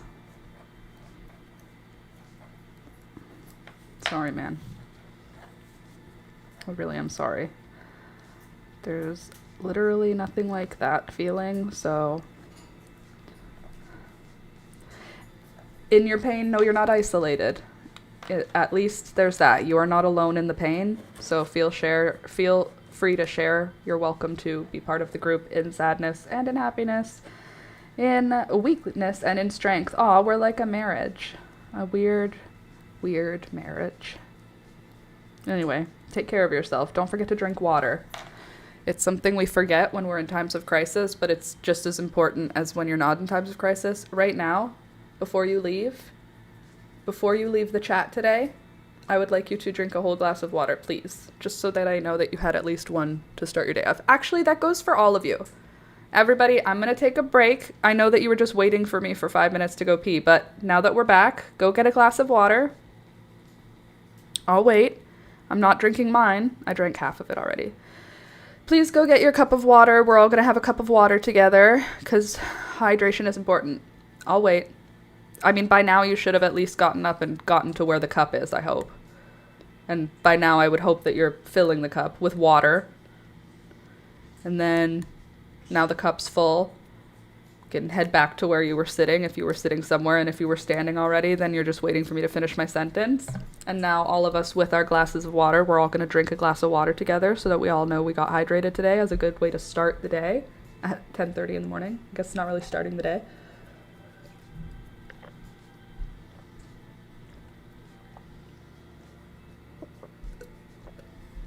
I'm definitely following your directions. I know you are. I know you all are. We're all one team. Oh, by the way, Julia, when you were out yesterday and I needed Alistair to help me put away toys, and I didn't know how to convince him to do so, I found a way, and it's called the instructions game. I invented it last night, and the instructions game goes as followed. You give 1 step at a time. 3 steps to the left. 2 steps forward. Pick up the toy. Put the toy above your head. 2 steps to the left. 1 step back. Like that. And I got him to put away a whole bunch of stuff by doing that. And he loved it. And then later on he said, can we play the instructions can we play the instructions game? And we did. And now that's a game. Unfortunately, it has to be one step at a time. I tried to do one direction at a time. Like, pick up the toy, put it on in the bin. No, it needed to be squat down, pick up the toy, put the toy above your head, take 2 steps forward. Like, it had to be fun. God, that kid is so perfect. I'll have 9 more. I'll have 9 more of him. Oh, God, but also Elizabeth, stop it. She's perfect. I'm surprised there is enough room in my heart for the 2 of them. I think my heart grew. That's the only thing I can understand, because when Alistair's my nephew and Elizabeth is my niece. When Alistair was born, I was like, oh, I love him. And then he got older and I just was like, oh, there's no one else. And then Elizabeth was born and I was like, oh my God, there is someone else. What do I do? And then more babies have been born, and now I'm like auntie to a nation. I literally have this many kids calling me auntie right now. I know we go over this once in a while. I have 2. I have 4. I have 6. I have 7. Do I have any more? I think there's 8, but I can't remember where the 8th comes from. I have like 8 babies calling me auntie, okay? I am an auntie, guys. It's who I am. It is my calling. I just want to make YouTube videos and be an auntie. Can't I just make YouTube videos and be an auntie? And adopt all the animals? That's all I want. I don't think that's too much. What do you do for a living? I'm an auntie. I make YouTube videos and I adopt animals. That's what I do. What's your hobby? Also those 3 things. Those are also my hobbies. Thank you. Today, Julie and I are going to do Shrinky Dink. Have you ever done Shrinky Dink before? It's like you draw on this clear plastic with permanent markers, and then you put them in either the oven or the microwave. I don't know. I don't have a microwave, so I didn't do it. If it's microwave, I haven't even looked at the instructions. And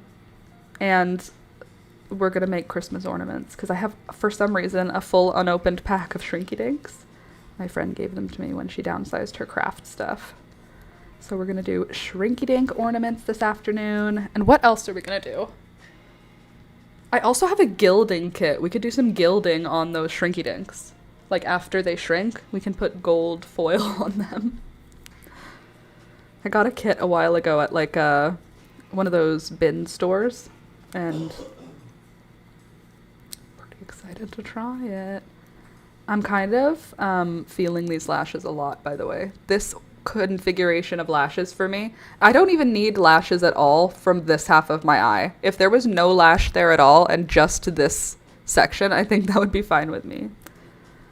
Bring stuff and we'll just do crafts. Love that for us. Do you have the acrylic markers or do I have the acrylic markers? I'll check. If I have them, I'll bring them. We're going to do Christmas crafts today. And we're going to be so grown up. And also 11 years old. But at the same time, I don't even have any Christmas decorations up, so that's probably a job I'm going to do tomorrow morning. Get out the Christmas box, because Alex has something to do in the morning where he's going to be out. And, oh my God, Julia, you're here. I can tell the story now. Okay, I actually have a hilarious story that I was so excited to tell you about, guys. It's so funny, and I had no one else to tell except Alex, and when I told Alex, it made my whole day. So, no, I have blank ornaments, Jules. Okay, so yesterday, Julie and I went out for brunch. She picked me up. We went to I also tell my firefighter story. Oh my God, that's such a good story. Okay, I can knit and tell at the same time. So, hold on, I want to tell this story and then I want to make it its own clip. So I'm going to just like give a pause to myself so it's easy for me to find when I'm editing this. So just, I have a story time. So, okay, nice, Beelzebub. Good way to start. Yesterday, I went out with my sister. We went out for brunch and we went to this local like hole-in-the-wall diner, cash only. One lady waitress who's been there since 1975. You can see the cook through the window. It's like everything is very close together. Like every single person in the restaurant could hear each other at a normal volume. If you were to say, "Sir, with the beard," we were all close enough together that you would be able to like hear. It was a small restaurant. I'm just trying to give you some atmosphere.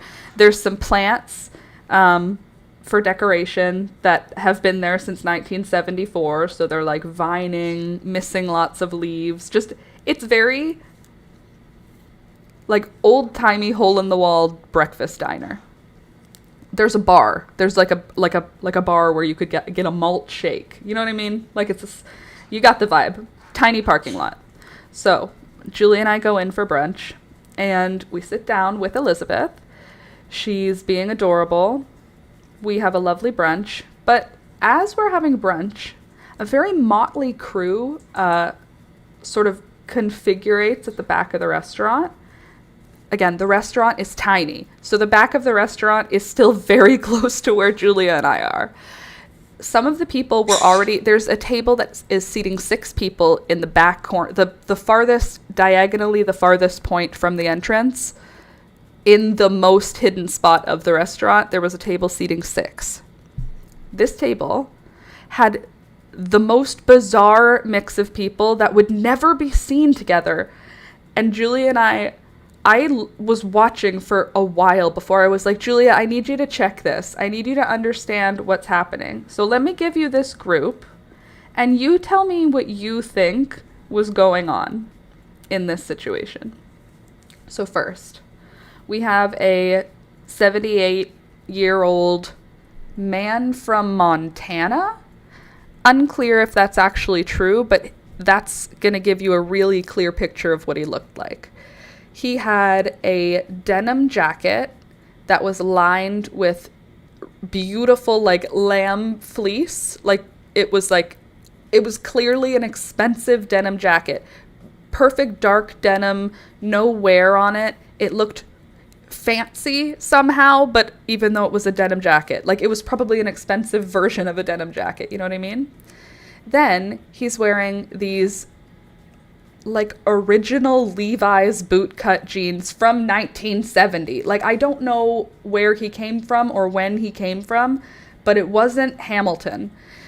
He was wearing a powder blue suede high-end cowboy hat that was clearly fitted to his head. Like, it wasn't just like off the shelf somewhere. It was, his whole outfit looked custom made, even though what he was wearing was a Canadian tuxedo. He had a denim jacket, jeans. He was wearing cowboy boots.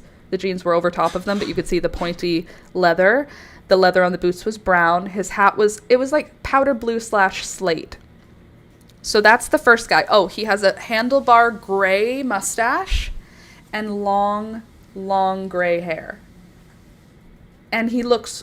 Oh, and he's got yellow glasses on, yellow sunglasses. He looks cool as hell. Like, he looks... If you had put that outfit on, like, Alex, what's that singer's name? Young guy. Young guy. Give me a young guy singer.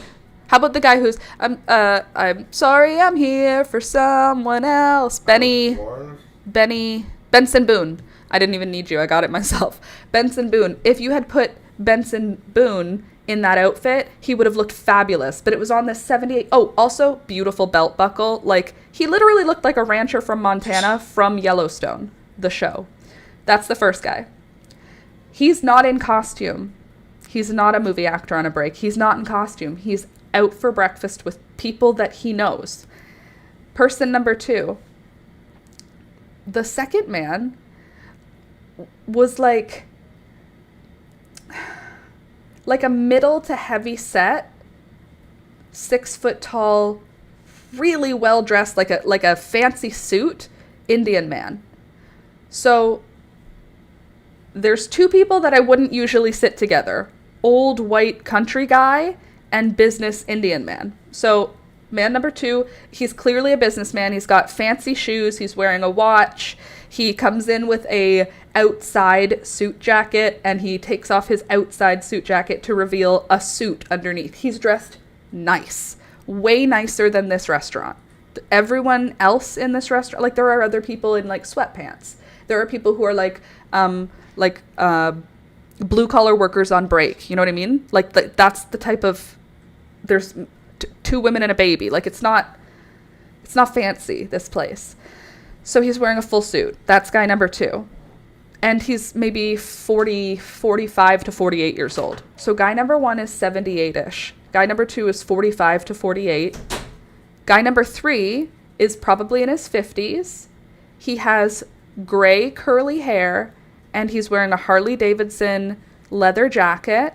He's wearing Harley Davidson pants. He has a Harley Davidson baseball hat on, and he had his motorcycle riding gloves. He's completely decked out like he's going to be riding a hog. You know what I mean? So a random biker. And then the 4th person was just like a lady, like a 35-year-old auburn curly haired skinny lady. She looked like a librarian or a grade 2 teacher, like super vibe, just normal person, nothing. She wasn't dressed too fancy. She had just like a sweater on, and I couldn't figure out what was happening. So Julia and I, of course, using our imaginations, were trying to create a story for this. And we said, okay, so the Indian guy is the businessman. He's got the MBA.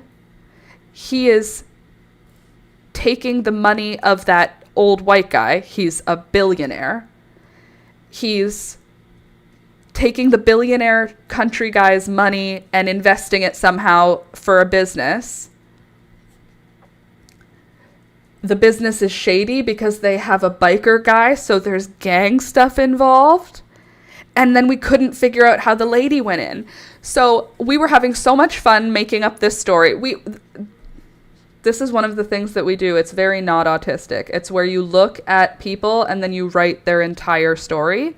So you can look at an interaction and create an entire story for a couple.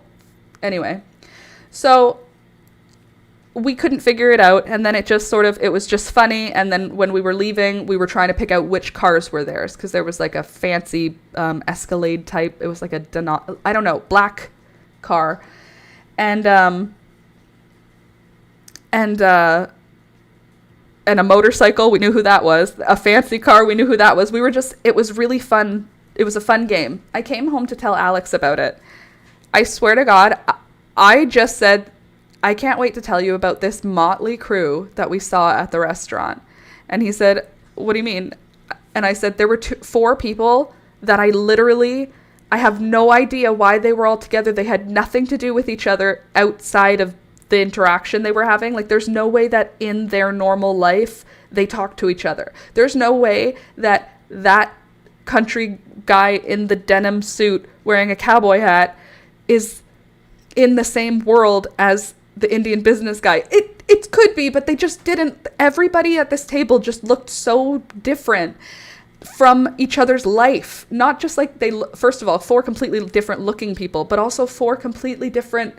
It looks like they had nothing to do with each other. So then you want to, you know what Alex said? As soon as I finished that, he made me laugh out loud. He said, Laura, it was probably like an AA meeting. And then I was like, what? And he said, yeah, it could literally just be a support group meeting up. And I was like, of course it could. People that don't look like they belong together can still interact. It never even came near my mind. And then he said, Laura, it could be a Reddit group meetup for Taylor Swift fans that can't talk about it in their regular life. And I was like, it could be any internet group meeting up for anything. That could be people who are obsessed with taking photos of cardinals. They finally got together for a brunch. It could be anything. So knowing that, now I want to know what connects them. What do they all love? also you don't expect those groups to look like the Village people. I'm telling you, it was the weirdest thing I've ever seen in my whole life. And it was, now that I have this other idea of what it could be, of how it's like, it could just be for, like when he said it was AA, my brain didn't even hear like AA as a serious thing. It went straight to, if it could be AA, it could be any group, which means it could be like people who really like solar energy and want to talk about it together, or like people who really like genuine suede. It could be anything. I don't know. So then my current one is, it's a secret support group for Taylor Swift fans. It's a Reddit support group for Taylor Swift fans. Thank you for coming to my story time, and I hope that you enjoyed, and I hope that if you know, or if you have a guess what it could be, let me know what you think. Oh God, I love it. They're working on a Harry Potter fanfic collab. It could be anything. They could be working on anything together, because the internet is a beautiful place where people that would never look like they would come into contact with each other out in the world can. And I love that. And I don't know why my internet brain didn't think about it as like something sweet and joyful. It went right to like, how is this a business deal? There's obviously a Montana rancher. It's because I watch Yellowstone. I need to get something because a bird pooped on my keyboard. Love that for us. Thanks a lot, Beelzebub. Don't know when you did that, but that's awesome. I know it was you. I know it was you, Fredo.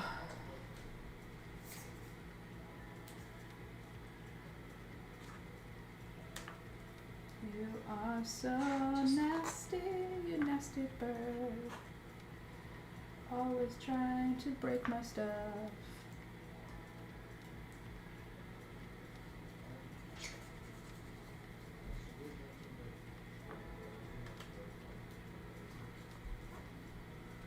Oh, hi Toblerone. What were you doing in there? Where were you, buddy? My sweet boy. Just hold on, birds. I have to clean the keyboard. Disinfectant wipe. Because of your poo on it. Jerks. Alright. That was fun. Thank you for coming to my story time. Alright, now it's time for the fireman story. This one's a beaut. Story time number 2. The fireman story. So, my little sister Julia was driving. She dropped her husband off at work. She dropped her son off at school. And then, as she was headed home, something in the middle of the road caught her eye. Too late to turn, too late to swerve. And she hit it. She hit the thing, which made a horrid sound as it dragged under her car several blocks. It sounded as though metal was grinding into the concrete. As she hit the object, her brain whizzed through all previous images of things she had seen, and she recognized the item as it hit her vehicle. It was a fireman's helmet. Like a typical driver, maybe, she thought, if I keep driving, it will likely bounce out from under the back of my car. I have hit things in the past, and they bounced out of the back of my car.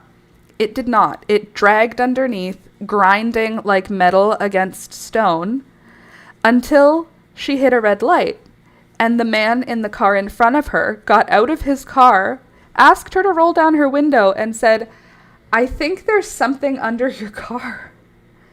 Julia realized at that point, she turned her music down and realized the grinding sound of the metal must have been very loud to everyone around her. She was ignoring it and had turned the music up.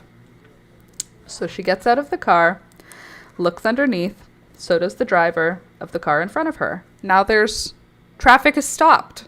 We are stopping traffic now because there are two drivers outside of their vehicles in the middle of the road. right at an intersection, like where you'd be waiting for the light to turn green. They're just waiting, but now the light will turn green and you're not in your vehicle. So now they're creating a traffic situation. The man says, looks like it's really stuck under there. Julia said, yeah, it does. And then they hear the sound of sirens and lights. And slowly towards them creeps this siren light wailing fire truck. And as they get close to Julia, and by close I mean a block away, the firefighters all peep their heads out the side of the car.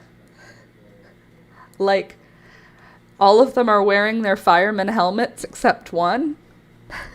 And Julia said they were like rubbernecking out of the, like they're looking for the helmet, like it's an emergency. So anyway, Julia's out of the car at this point. The hazards are on. The fire truck closes the intersection, diagonally closes the intersection with its lights on, turns the sirens off, thankfully, with the lights on. So Julia's obviously absolutely mortified, just mortified. Elizabeth is sleeping in the back seat. She says, I don't know, what do you, and then the fireman comes out of the truck and says, I think you got one of our helmets there. And she said, yeah, I think so. What do you want me to do? Do you want me to like back up? And he said, oh no, we got it. Boys, but like, and with like a way sexier whistle than what I did, because mine was like a bird whistle. Imagine like, you know, like a manly whistle. And then, oh, right, Julia was late. She was in her pajamas. In my pajamas. So all of this happened. Oh, I missed a very important thing at the beginning. She was also, no kids in the car. I thought Elizabeth was sleeping. No kids in the car, en route to the farm to get Alistair. All right, so I'm getting something crossed here. You didn't need to correct that part, though. Okay. Loud Taylor Swift new album. Okay. So first, she's in her pajamas. Like, she wears pajama sets. So she's wearing, like, a plaid pajama set. Like, she's not wearing pajamas like she's got sweatpants on. She's wearing jammies. You know they're jammies. You can tell they're jammies. She wears jammies that are jammies. New Taylor Swift album. She's got the music loud. So the firefighter, she's in her car. Also, she's having breakfast on her way. So she's eating a healthy breakfast of Toblerone. Just having some Tobies on the way. She broke off a few pieces of Toblerone, and that's what she was eating. So she gets out of the car. The firefighter says, oh no, get back in your car, turn it on, and put it in neutral. Boys, and then 6 firefighters come over. Julia turns her car on. There's 6 firefighters around her. She turns her car on, and the music turns back on, and it's blasting very loud Taylor Swift, with now firefighters around her, a fire truck, lights, the man parked in front of her, the traffic all around her. So Julia died inside. All the blood left her face. I know how she felt because I feel things very deeply. And I can just feel the feeling of like, oh, there's nothing else that could go worse. So she turns the music off, obviously. And then the 6 firefighters lift her car off of the ground with her in it. One goes underneath the car, gets the hood, the helmet off, and they put her car down. And Julia's mortified, and she's trying to be like, it's fine, this is fine, everything's fine. The firefighters say, have a nice day. They show her how thick the helmets are. The firefighter helmets are like this thick, and Julia had ground down the firefighter helmet on the road until it was flat, so it had a nice flat side on it. So that one was gonna be gone. And then Julia said, is there anything else I should do? And they said, nope, you're good, have a good day. Then they turned off their lights, they all got in the fire wagon, and they drove away. And then Julia got in her car, And she turned it on and she began to drive away. And then she just pulled down her mirror in the car just because, let's just have a minute. And there was chocolate all over her face. It was, oh no. When she told me, I hope you're laughing so hard. I laughed so hard, I cried. I'm telling you right now, I don't know why it's not making me laugh right now, but she had Toblerone. You know, they're large triangle pieces. She had like Toblerone on her face the whole time for this whole thing. She was in her jammies and she had chocolate on her face. Oh my God, it was like perfect. It's perfect. It's perfect. You're welcome. I was so happy she told me that story. And so I'm so happy I get to tell you guys that story because what? As if all those things happened. That is crazy. And I know them. I know each step of it. I can feel it in my heart. And she probably was dying. Julia was probably dying. But she survived it. She's a brave mama. She's a mama. So she's strong.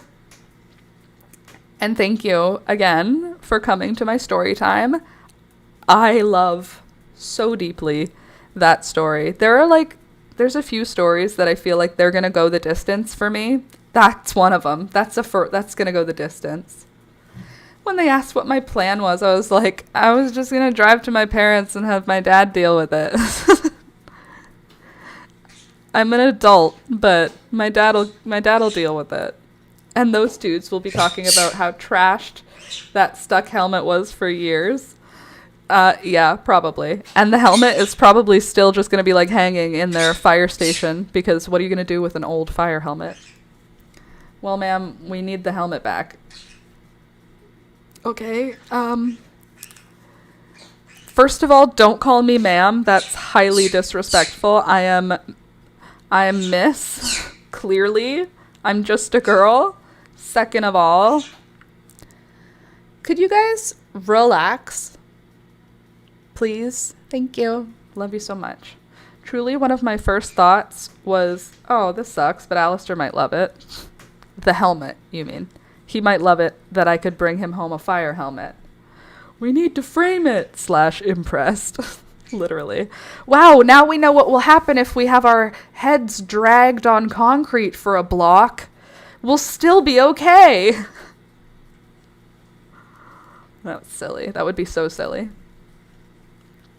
Or as we say with Alistair, that's too silly. That's too silly. Dudes would, though.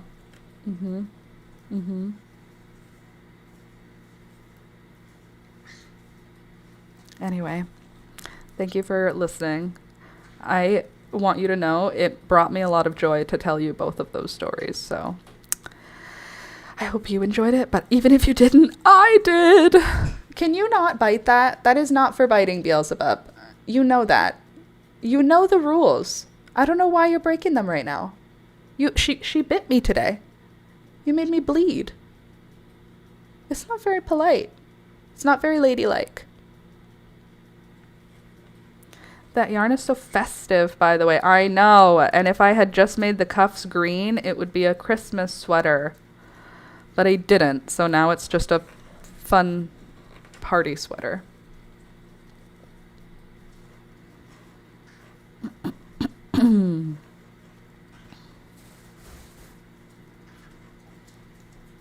That would be crazy. Getting a new cat. Sorry, my brain went back to the previous thing. I won't be doing that. That's not going to happen.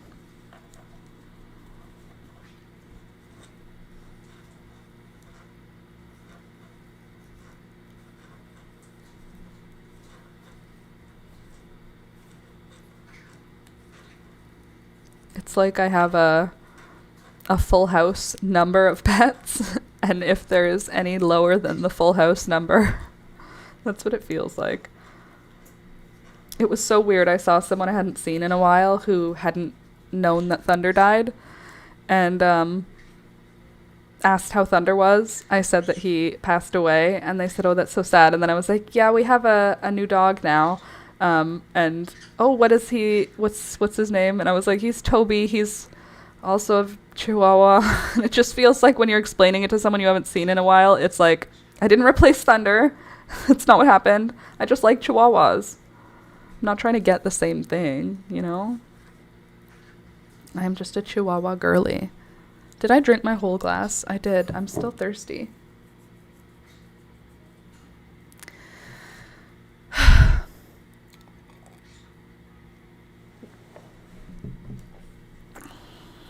Delish. 11 o'clock. You guys doing anything fun this weekend? Am I doing anything fun this weekend? Not really. I think I'm gonna just be hanging out. I think I have like groceries and stuff. I don't have any like things as far as I know. That's could be not true. I actually haven't looked at my calendar in like a while. I do have some stuff I want to get written out before next week starts, because I have some like handmade stuff that I have planned for Christmas gifts, but I have to sort of like flesh out my list a little bit, because some of the stuff is already in the works. Like my bouquets, those are like, I have the dried flowers, I just have to do the arrangements and then put them in vases. But like my paintings, I have to finish a few paintings, and then if I'm going to do any other dried flower art, or like photo frames or anything, so I have to make my handmade stuff list. I don't think I'm making anybody any handmade like knit or crochet wear this year. I don't think anybody wants it, and I don't think anybody needs it. That's one downside of being someone who makes stuff all the time. It's not a downside. Eventually, your family's like, "I'm good, I have enough hats. I don't need any more hats." You're like, "But I like making hats. And I want to make a hat that's special and for you." And then people are like, "Well, donate them." And I'm like, "But I made them for the person. I want them to use it." It doesn't make sense, okay? It's not supposed to. Because it's not logical. I wish I had a place that I could display all of my sweaters all the time, but also they would be totally safe from like all the evil things that try to degrade and destroy wool items.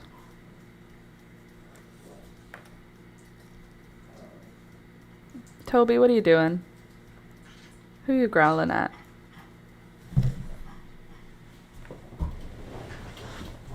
Toby, what are you doing? He's all excited. One sec. What are you running around?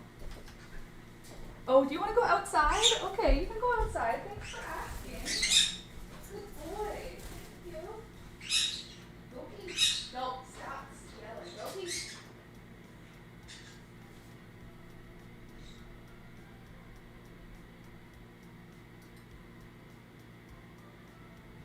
Go pee. Go on, go pee.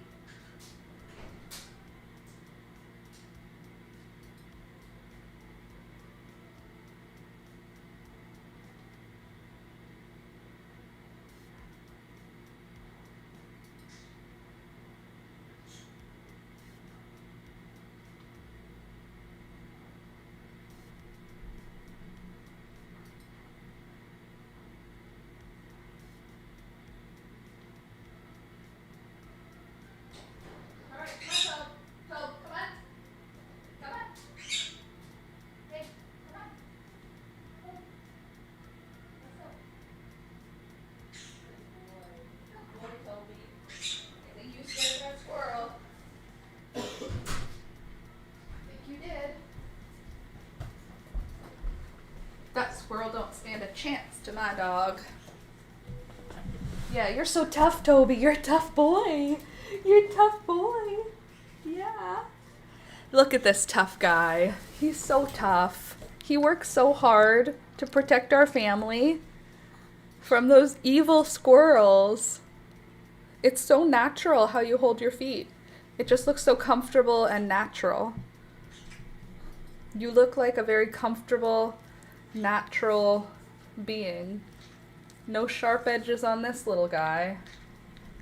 You're all sharp edges, Toby. I love you. I just wish you could, like, soften into a cuddle. You're so sharp. You're so sharp. Hi. All right, we're gonna knit. We're gonna knit. Hi. I just have to give my doggy attention for a sec. Hi, Mr. Oh, yes, I see. I see. Do you want to see him up close? Beelzebub, I'd prefer if you did not do that. It's too loud for me, okay? Hi, Toby. Are you tiny boy? Are you tiny boy? Who's tiniest boy? With very big head? Oh, your foot got caught in the hole in my shirt. Okay, ready? Da da da da da da. Here you go. A gift for you. Here's the gift. Look at that gift that keeps on giving. Look at those fangs. Beautiful. He beautiful. You're just beautiful, Toblerone. You a beautiful dog, Toblerone. My little Toblington. Hello. Hi, buddy. You happy boy? You waggly? You a waggy boy? Are you happy? You love me so much? Can I have your foot? Oh, thank you. That's called a shake. Good morning. Can I have a foot? Shake. That's a good boy. He's a good shake. You just lie down. There you go. He's a good boy. Look at the fangs. Oh, he's like a little weasel. Look at this little weasel's face. You look like a weasel. Like if he has no ears, look. You look like a weasel. You look like a little weasel. Good boy. He's a good dog. Toblerone's a good dog. He's so small. Look, I can just like... Oh, okay, relaxed. Relax, dude. Hello. Are you a weasel? Are you a weasel, Toby? Toby, are you a weasel? I'm sorry, I know we're knitting, but look at him. I just can't help that tail wag. It's so cute. It's so small. Look how small his tail is. Look how small he is. Look at this. He's so little. He's like a puppy. Look, he's a puppy forever. Except for he's all sharp angles. Offended. It's okay to be offended. Here. Here's the only way that he can be comfortable while being held. Because he's so sharp. I know, you're just all angles, buddy. You want to lie down? Lie down. Or you want to go back on your bed? I know, you don't speak English very good, huh? His brain is so confused. Do you want to lie down? Or do you want me to put you on the ground? You want to go on your bed down there? Or you want to lie down here? Toby? Is your brain working, or did it shut down because you don't know the answer? Did your brain shut down because you don't know? Yeah, Toby's brain shuts down because he doesn't know how to speak English all the way. There you go. He figured out what he needed. He knows what he needs. He's such a smart dog. Let me try and get a little farther away so you could see him all the time, because he's the best, and I know it's what you want. There. What a guy. What a guy. He's just so perfect. You're fine, I'm just gonna knit. Okay, if you're gonna lie like that, then let me try and find a way to get this just a little bit over. Maybe if I make it a little higher up. Just hold on, everyone. He looks like Wile E. Coyote. He looks like a stray weasel. He looks like I rescued a weasel thinking it was a dog, and then it turned out to be a weasel. You know, like when people find a bear cub and they're like, I thought it was a puppy. I thought this was a chihuahua. No. Ma'am, that's a weasel. A very small weasel. Here, this is the most I can show you for the knitting, so that you can also see tiny, tiny Toby. I saw his ribs yesterday. I saw the shadow of his ribs here, and I was like, we never saw Thunder's ribs, because Thunder was chunky his whole life. But Toby is this skinny little guy. I'm trying to figure out where the... Oh, that's not a natural place for me to hold it. Sorry. I can do this. There. Anyway, lol. Wile E. Coyote. Do you look like Wile E. Coyote, Toby? Toby Coyote? Toby Ryobi. Isn't he sweet, though? Stop. Look at him. He doesn't know anything. He doesn't even know ABCs. 4.5 pounds. I wonder how many pounds Carlton is. Would Carlton eat you, Toby? Or would you eat Carlton?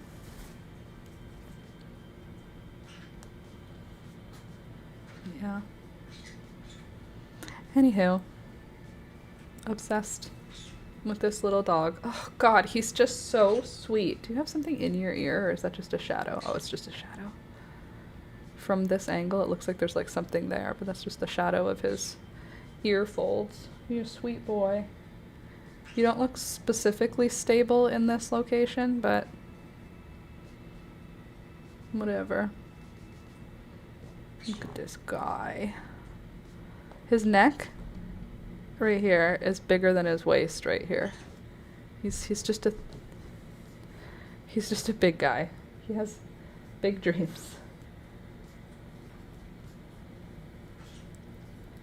So, what next? What do we want to talk about now? What's the sitch? And Jules, are you still here? Can I bring Toby today? I've been apart from him too many times this week. He's my little bestest little guy.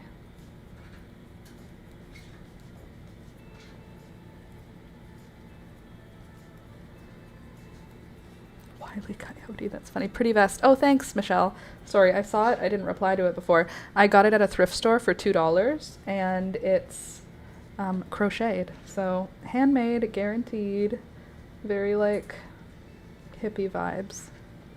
I thought about dyeing it, and then I was like, I don't know, I kind of just like it in the natural cotton.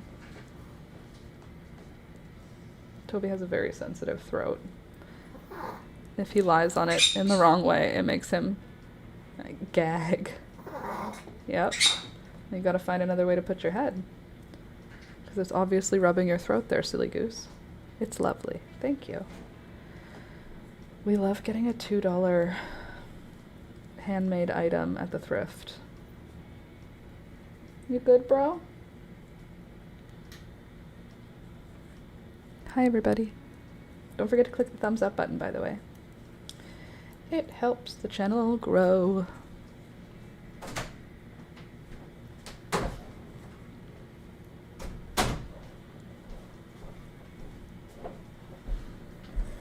Hi.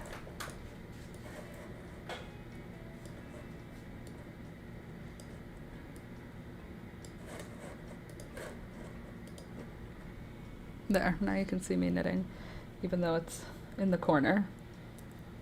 Just so you know, I still am. I'm just doing stockinette in the round.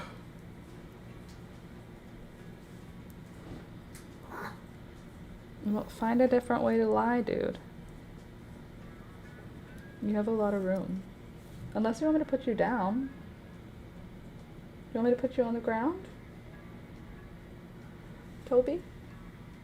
Do you want to lie down in your bed, or are you happy here? You happy? You good boy. You good boy. Huh? You sweet boy. Toby, shake. Shake. Hey, hello. Oh, God, look at this angle of his face. That's the perfect angle. Good boy. See, he shake. Oh, he tired. He's so smart. Oh, you're so tired. Why am I bugging you so much, huh? Why are you bugging me, Mom? Are you giving them snacks? Mm.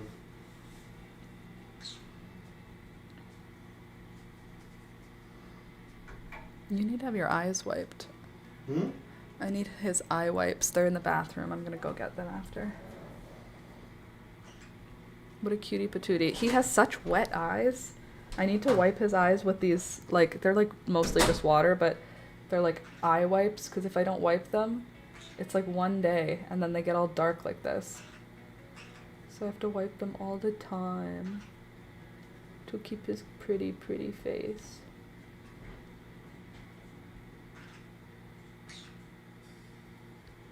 Yeah, he is cute.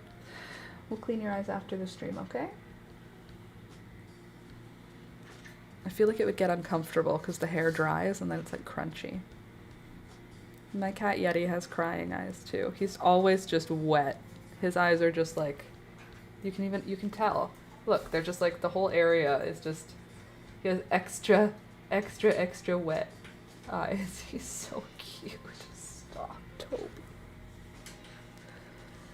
I wish you could just like relax more though. These arms are a little crazy. I love you, baby. Ooh, there you go. He's a good boy. He's a good boy. Good dog, Tobe. Good boy. All right. Yeti heard you say his name. Oh, did he? And he's like, who's talking to me, mother?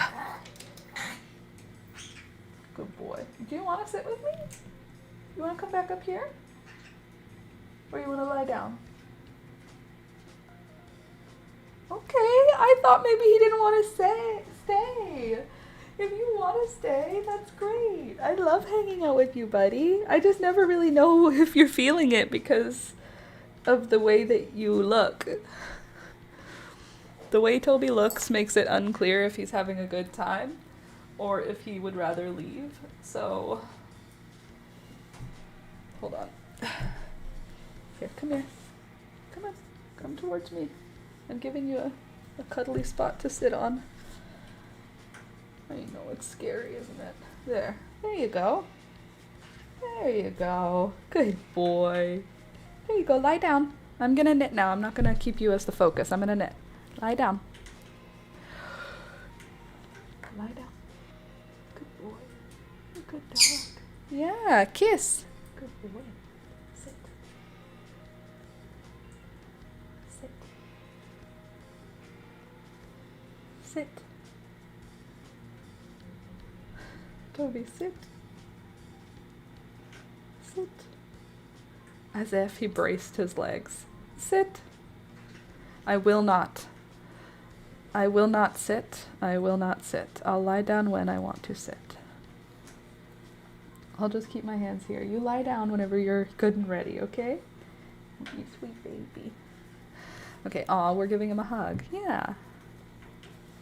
Giving him a little cuddle. Look, it looks like a skull, see? There's the two eyes and then the nose.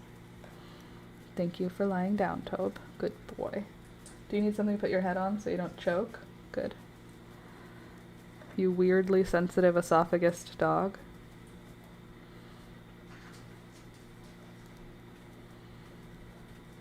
Do you see how my sweater is going to go with Alex's sweater? This is my sweater, and this is Alex's sweater.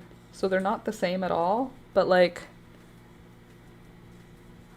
you know, there's stuff happening that makes them feel related, in my opinion.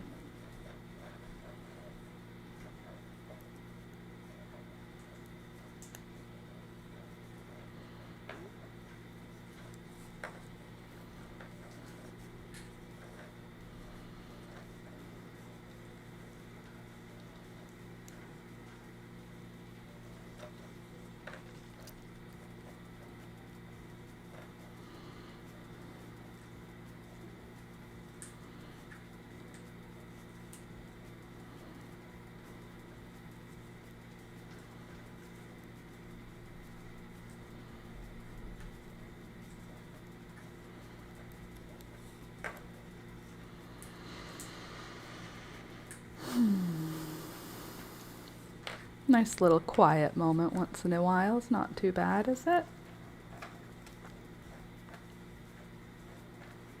I think I want to go back to this thrift store that I went to that I found this yarn at.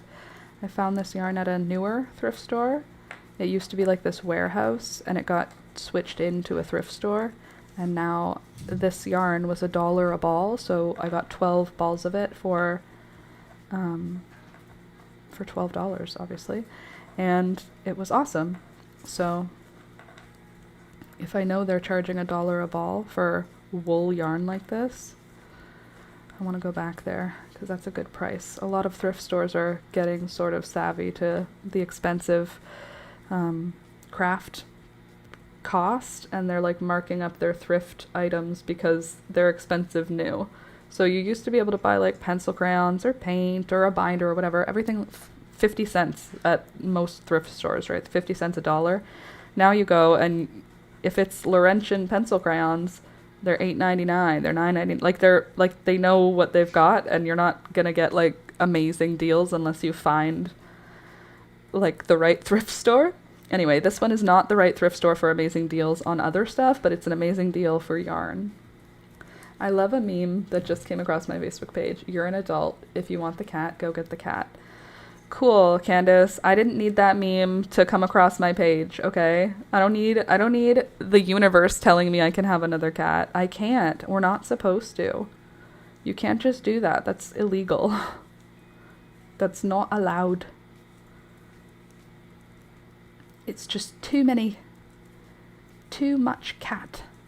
Oh, but he's a Maine Coon and he's a ragdoll. He's so big. I love him.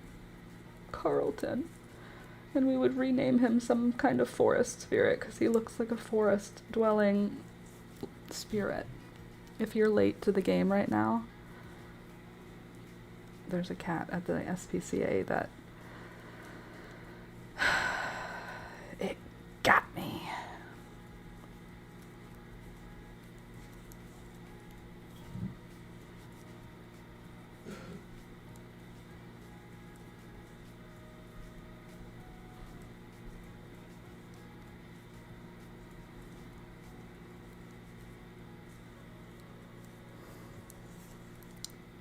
I want to go see that cat again.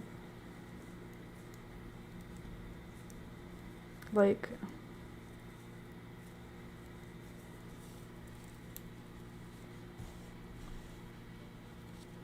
it'd be cool. He'd be a cool cat.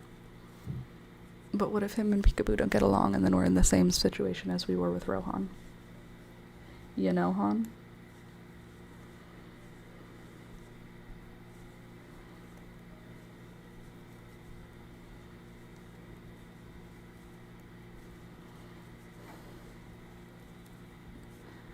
Okay, let's just look again. I know it said the applications are full, but let's just look again.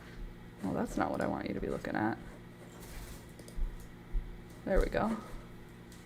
We want... Well, that's not it either. Please hold. Everyone just talk amongst yourselves while I figure it out. All right.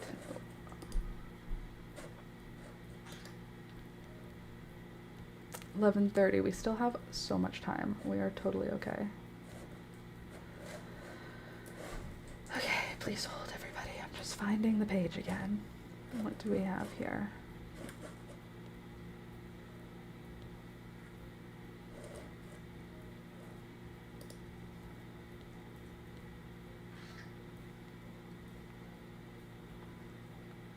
Okay.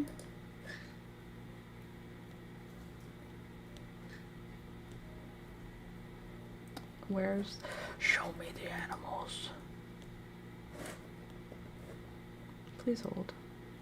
I have no patience.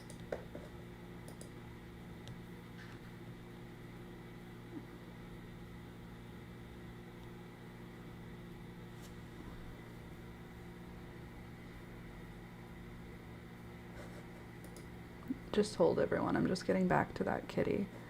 Oh, Carlton.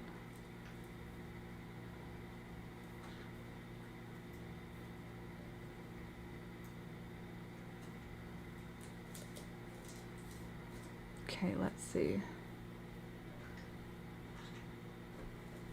Let's just see how adoption works. When you find an animal you'd like to adopt, you start by submitting a deposit on the website, which we pair with your application. Your payment. Authorization is a demonstration of your commitment to the adoption process. Okay. If you're selected as the final adopter, your deposit will be credited towards the full adoption price. Our guarantee. Every animal you see on our website is currently available for adoption. We limit the total number of applications to a small group of high-intent applicants. Carefully review every applicant and keep our website up to date. After the deposit, you'll receive a formal application form via email. After submitting, you'll be reviewed. You may be invited to a telephone call within 10 business days. The final adopter will proceed with registration. All other applicants will be fully refunded. For the well-being of all the animals in our care, members of the public are not able to meet with adoptable animals until they have completed a formal application and are invited to a scheduled meet and greet appointment. Okay.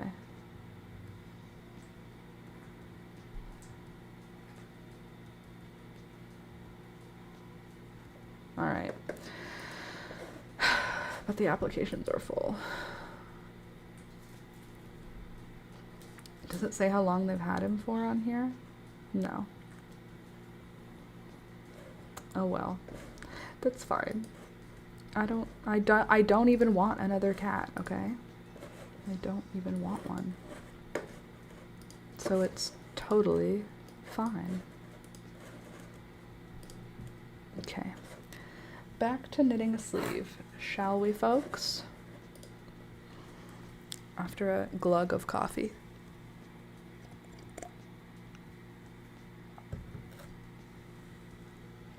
Which is basically water, right? All right. Ugh, I do have quite a lot of knitting left to do. I still have a small ball of yarn here. You can see how much I have left before our second ball.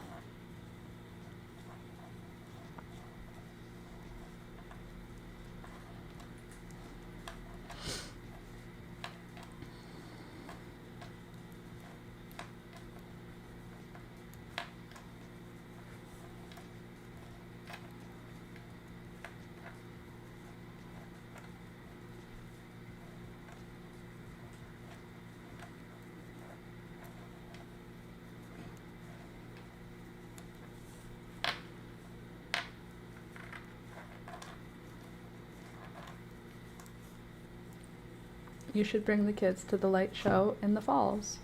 Oh, is it every night or is it only on weekends? It's Christmas, right? All the Christmas stuff is up. Ooh, that's a good idea for a day trip, or I guess an evening trip. It's kind of hard because the kids, they go to bed so early that it's like picking stuff for the evening doesn't really work for them yet. But maybe it'll still be pretty during the day. It just won't be like as magic as it is at nighttime. I mean, maybe in a few more weeks it'll be dark early enough that it'll make sense, you know? Because by the time Christmas comes around, it's like nighttime at 4:30 at night in the afternoon, and that would give us enough time to actually see the lights and stuff before Alistair's bedtime. But thank you for the idea, Candace. I'll tell Julia.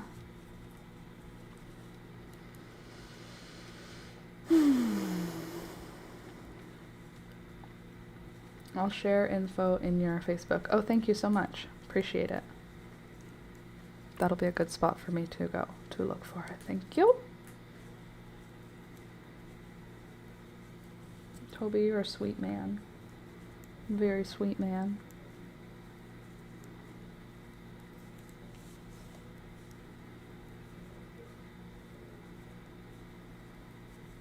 Yeah, I know you keep hearing my tummy growl. I need to eat something before I go.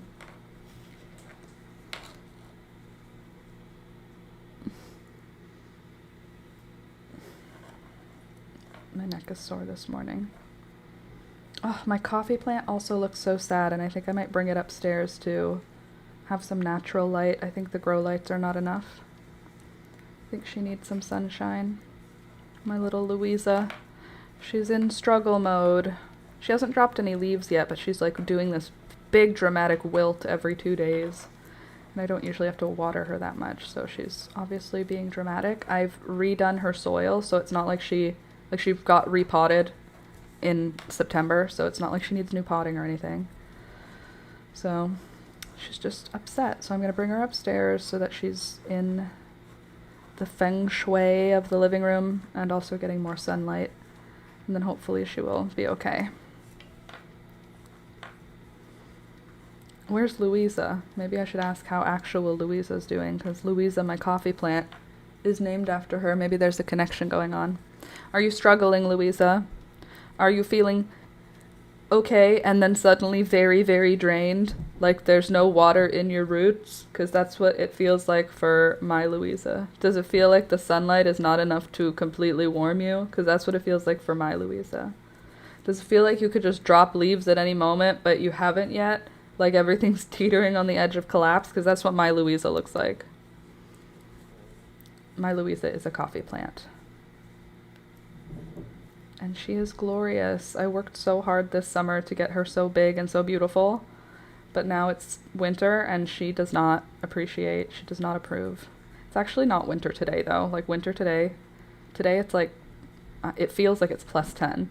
When I went outside with I just said it again. When I went outside with Toby, I wasn't even wearing a sweater and I was fine.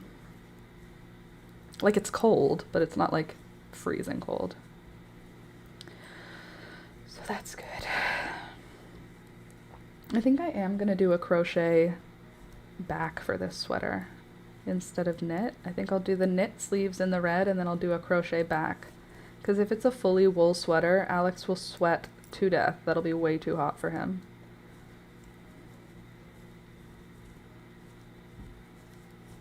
I'm starving. What am I going to have for lunch? I don't know. I need to eat something before I go. Excuse me. The drama of it all.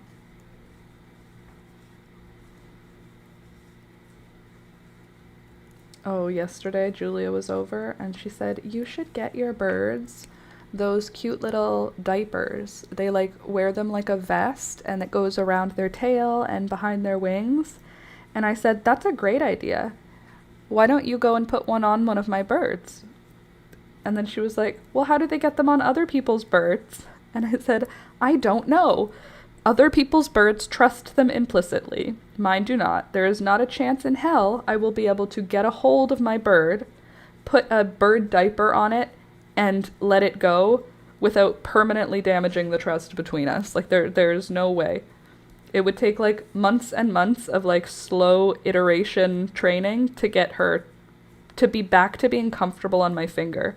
I didn't practice, so she and I, Beelzebub and I are not like in sync. She'll still sit on my hand or on my shoulder, but she's like, she doesn't trust like my finger right now. So, and neither does Gary. So there's not a chance that I could get them to wear those like flight suit things or the bird diapers. Wouldn't that be lovely though? No more bird poop being cleaned up 400 times a day. If it's every 15 minutes all day, what would that make it? How many times a day am I getting poo cleanup duty? Hello? Where did oh, right, I turned it off while I was cleaning it. Sorry, I want to search. I want to use my calculator, but my phone is in use. So I'm going to just do it my way. Okay, so if they're pooping every 15 minutes, one time, but 2 times because I have 2 birds, and there are 15, 30, 45, 60, 4 15 minutes in an hour, then I'm getting 8 poops an hour, and the birds are out of their cage for 8 or 9 hours a day. So I'm cleaning up like 64 poops. Somewhere between 64 and 80 poops a day. So the diaper would be amazing. But at the same time, I don't have that relationship with my birds at this time. So it won't be happening that way. I'm gonna just do a little searchy search. What's going on? Aw. Okay.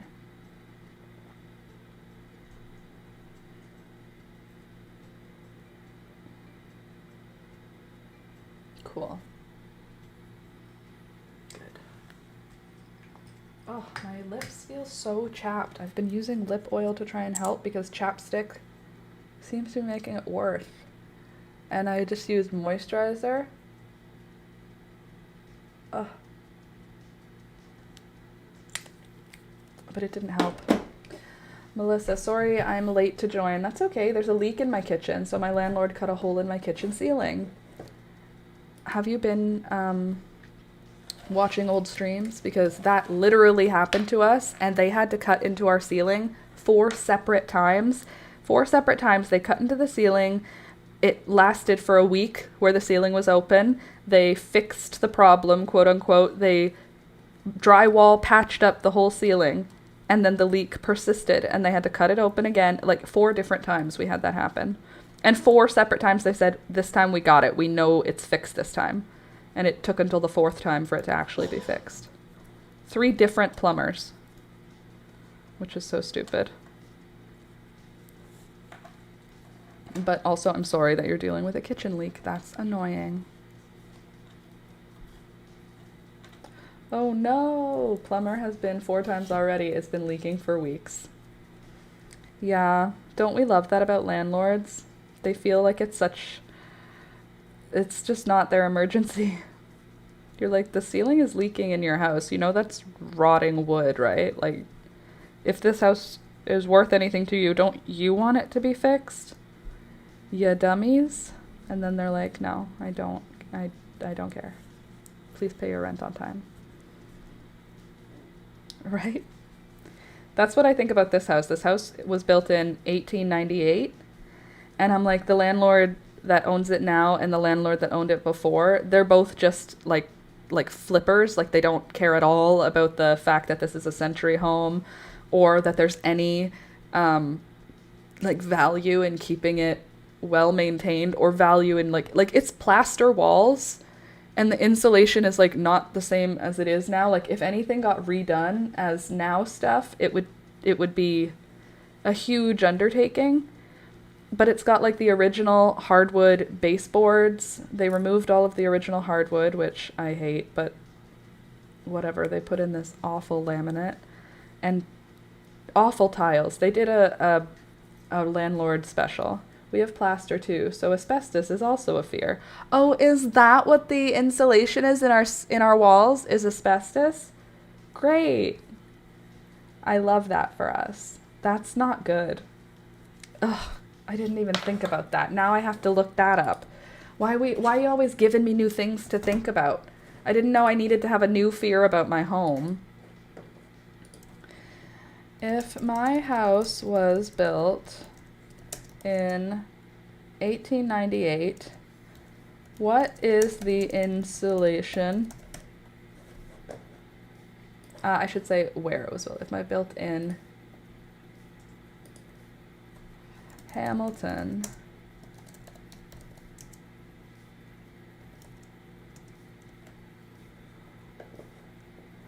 okay, let's see.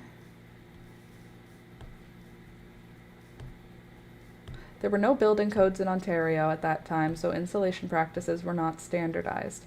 Yeah, okay. The structure, wood frame wall, 2x4 studs, no modern insulation was inserted between them, natural makeshift materials, wood chips or sawdust, newspaper, rags, animal hair, sometimes mixed with mud or clay. Cold cellars were not insulated. Vermiculite, blown-in insulation, rock wool, and something else. Was vermiculite commonly used in 1898 homes?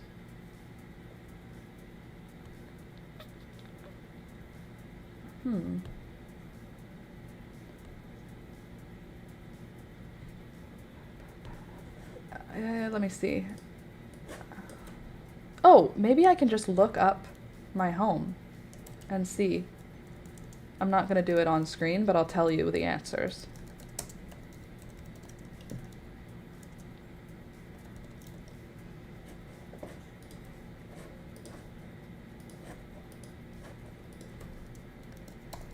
House history? Okay, sold history, that's not really what I want, but let's see. I guess I can learn that too. The plaster itself can have it too. Great. Our building is from the 30s and 40s. Asbestos is only an issue if you actually do a full reno and it's disturbed. Super. Okay, I don't want you to make me log in. I just want the info. Jerks.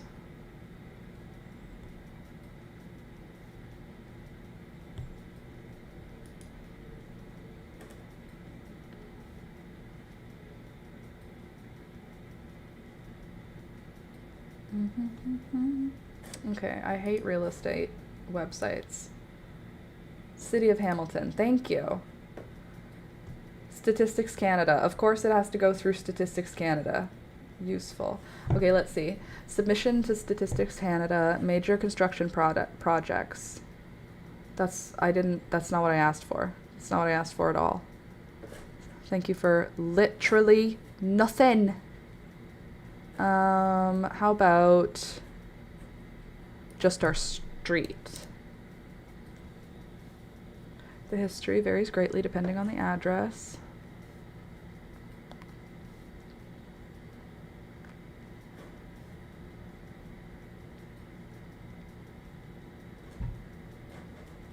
Okay, let's see.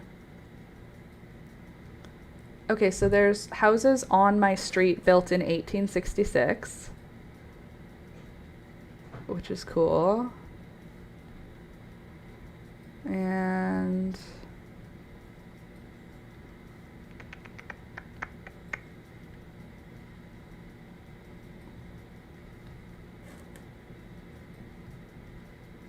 that's so weird. Why can't I have like historic information about things? I want to look up historic. I'm going to have to do that on my own time. It's going to take too long, and I'm not able to show you at the same time because it's my address, and I don't want to dox myself. But our building is from the 30s or 40s. Fun fact, my entire neighborhood was destroyed in the Halifax explosion. I can see the spot it happened from my window. That's crazy. I went on a tour of Halifax last fall, and I saw the stuff about the explosion. Yep. Also, my town, Hamilton, has grave sites from people who died in that explosion. It also has grave sites from people who died in the Titanic and in the War of 1812. That's interesting that your entire neighborhood was destroyed. That's crazy to me. And also, to live where you live. I have mild jealousy. What's the rent like? That's wild. How did they end up in Ontario? I don't know. Ontario has a huge number of people from Nova Scotia, like, in it. There is a large community. Not just Ontario, Southern Ontario, like the area I'm in. The area of Ontario that I'm in has lots of people from Nova Scotia.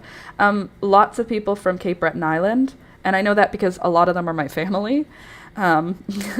My grandma and grandpa came down here in the 50s and then went back to Nova Scotia in the 60s, then came back here. But my grandma had a huge family in Nova Scotia, and my grandpa had a family in Nova Scotia. So my extended family is still all in Glace Bay. And my, on my mom's side anyway. But yeah, the Halifax is not the same thing as Glace Bay, I know that, but like a lot of Nova Scotians end up in Southern Ontario. And I don't know if that was at the time that my grandma and grandpa came here first, if that was like a common thing to do, like to go to Ontario for work. But I come across them regularly. Like, it's not like a rare thing to bump into a very obviously Nova Scotian, you know? I gotta run away and make some lunch. Y'all have a good weekend. You too, Sid. Have a great rest of your day. And say hello to Susie. Give Susie a couple of soft pats for us. Susie's a dog. The rent sucks.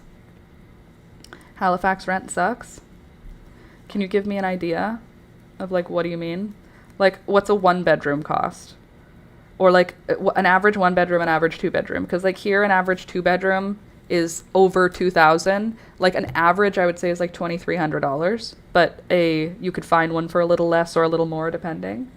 I was born in Halifax, but my family moved to Belleville, Ontario when I was a kid.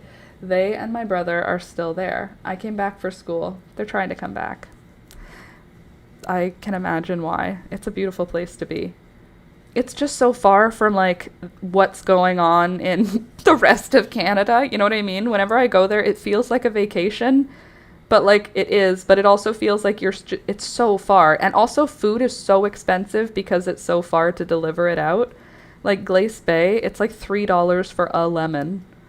And like here, it's like 70 cents for a lemon. So it's like crazy that the cost of fresh fruit goes up so high because it has to get shipped all the way out there. You'd think it would have to actually just get shipped into there. Couldn't it just get shipped right into Halifax? And then wouldn't that make it actually really cheap?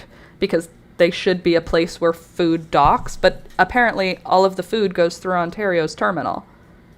So the food has to go from Ontario to Halifax. Because Ontario is where the terminal for fruit and veg coming from other countries goes. Anyway, I thought that was interesting. It feels like because Halifax is on the water, they could literally pull in ships full of produce and just have another, and have Eastern Canada supplied by the Nova Scotia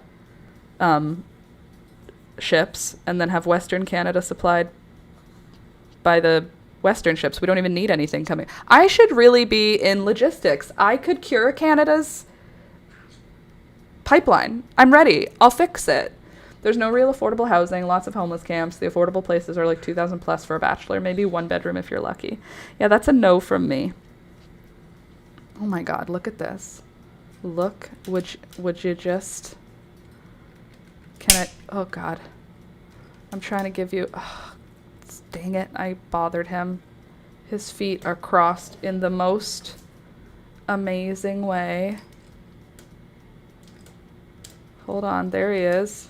Put your head down, bucko. I'm so sorry. I know this is awful, but I really need you to see his feet. Oh, look at those feet. Look at that dog. That's his Mrs. Claus toy, by the way. Look at that boy. Is he not the best? Look at those toes. He's just a sweet baby angel. Anyway, it's because it's all new builds with vacancies. They're all new builds with that. Why are you building so many bachelor apartments? No one wants to live in a bachelor, bro. Literally no one wants to live in a bachelor. I don't know anyone that would be like, that's my preferred living space. Everybody would want at least a 1 bedroom. And most people, let's be honest, if you lived in a perfect world, you would want 2 bedrooms, even if you were living alone, because then you have 1 bedroom for activities and 1 bedroom for sleeping. Look at my dog. His legs are so long that his feet reach a whole foot beyond his nose. He's the best dog. He's so cute. Anyway, the world is stupid and they need to stop building brand new, fancy, industrial looking bachelor apartments. No one wants a bachelor apartment. Ever. Why are you building bachelor apartments? Just stop it.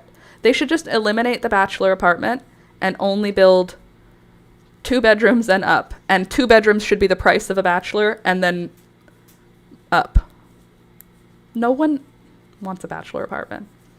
I understand affordability making you get a bachelor apartment, but nobody goes, I want that. I want no room. I understand the necessity of it, obviously, and I know that you can make it beautiful. I'm not saying that, oh God, Jesus, why you do that? Every time you come in this door, it's like you know you're going to freak both me and the birds and the dog out, and every single time. I don't do that. I would never do that. You do. I'm innocent. You do. I don't. Are you leaving? Yeah, I want to take the dog today, though. Oh, well, that's nice. Because I love him. Are you getting picked up? Yeah. Actually, I don't even know when, so I guess we can check that now.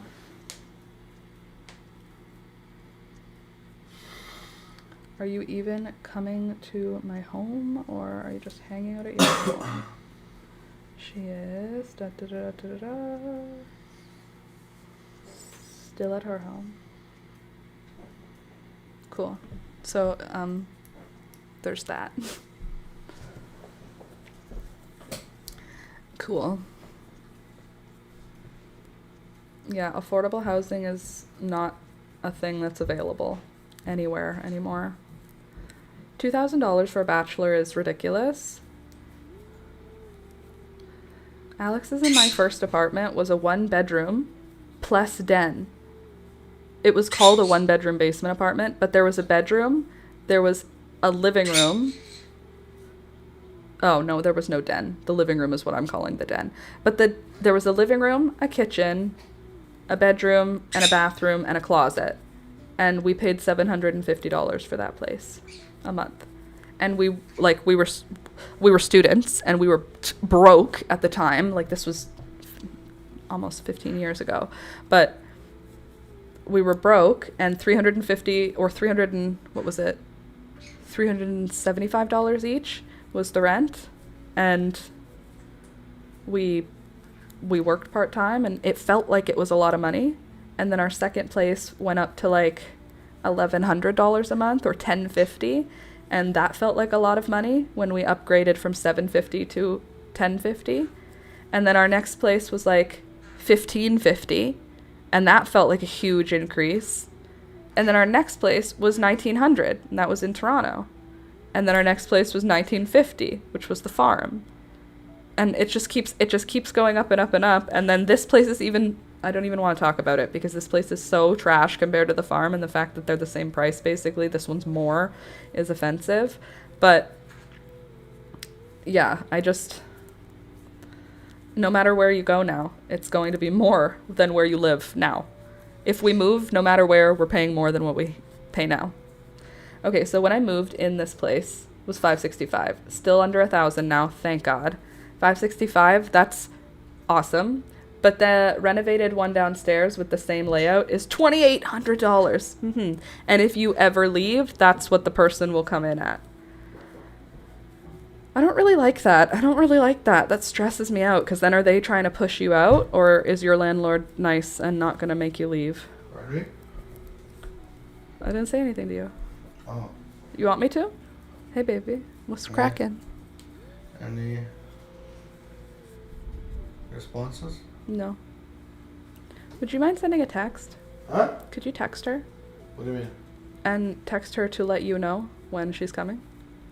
Because I'm on stream still. I can't see her text. They don't update. Like, I don't get a notification while I'm streaming. Oh, okay. For safety reasons. You're sharing the view? No, it just doesn't, like, it like logs me out. Not logs me out, it like locks me out of stuff. Yeah, when you're sharing. Yeah. Yeah, that's what I was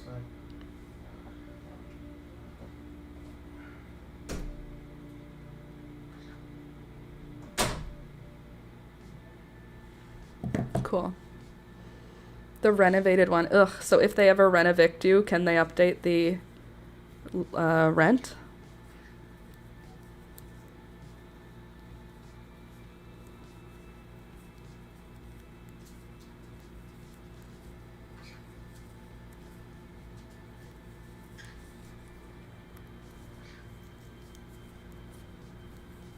This is where we're at with the sleeve, by the way. I know it's 12:03. We're gonna finish up soon.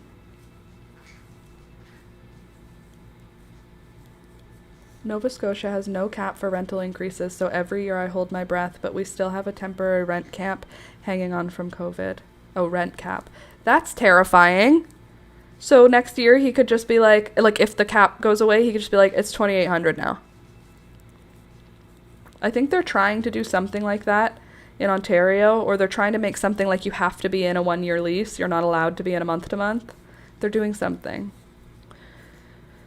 I don't personally care, because I know that the Landlord-Tenant Act allows you to leave a lease as long as you give 60 days notice. Like, it's not like a big deal. You can just give 60 days notice and then leave. And if you've paid a deposit, which here you're not allowed to pay a deposit, but you can pay last month's rent. They have to call it whatever. So if you've paid last month's rent, you give 60 days notice and you only pay for one more month. And then you can break a lease. Like breaking a lease, I don't know why people, I've never had any trouble with it. I don't know. It feels weird. Like people talk about like, I can't break the lease. And I'm like, you absolutely can. In Ontario, it's literally not a problem. You need 60 days notice, which is enough time to find a new place. So, yeah? That's okay. Thank you.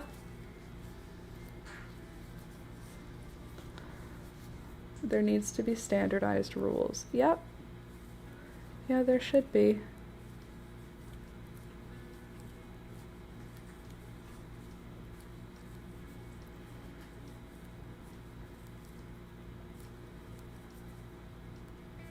I also don't, yeah, I just don't think being a landlord should be allowed. I don't know what to do instead, but I don't think owning property just for the purpose of earning money from owning that property, I think it feels gross, feels not good.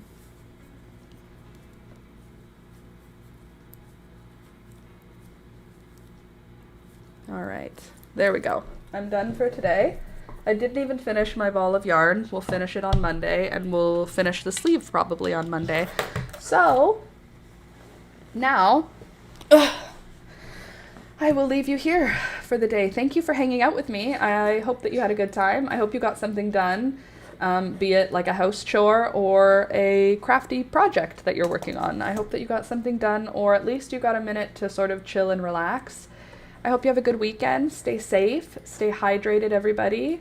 Enjoy playing with your yarn and your crafty things, and hopefully doing some kind of Christmas craft if that's your jam. That's what I'm going to be doing later. But I will see you all on Monday because I come back for a live stream 3 times a week. That's Monday, Wednesday, and Friday from 9 a.m. until 12 p.m. Eastern Standard Time. And then I always put out a video on Tuesdays. So, see you next week. Bye!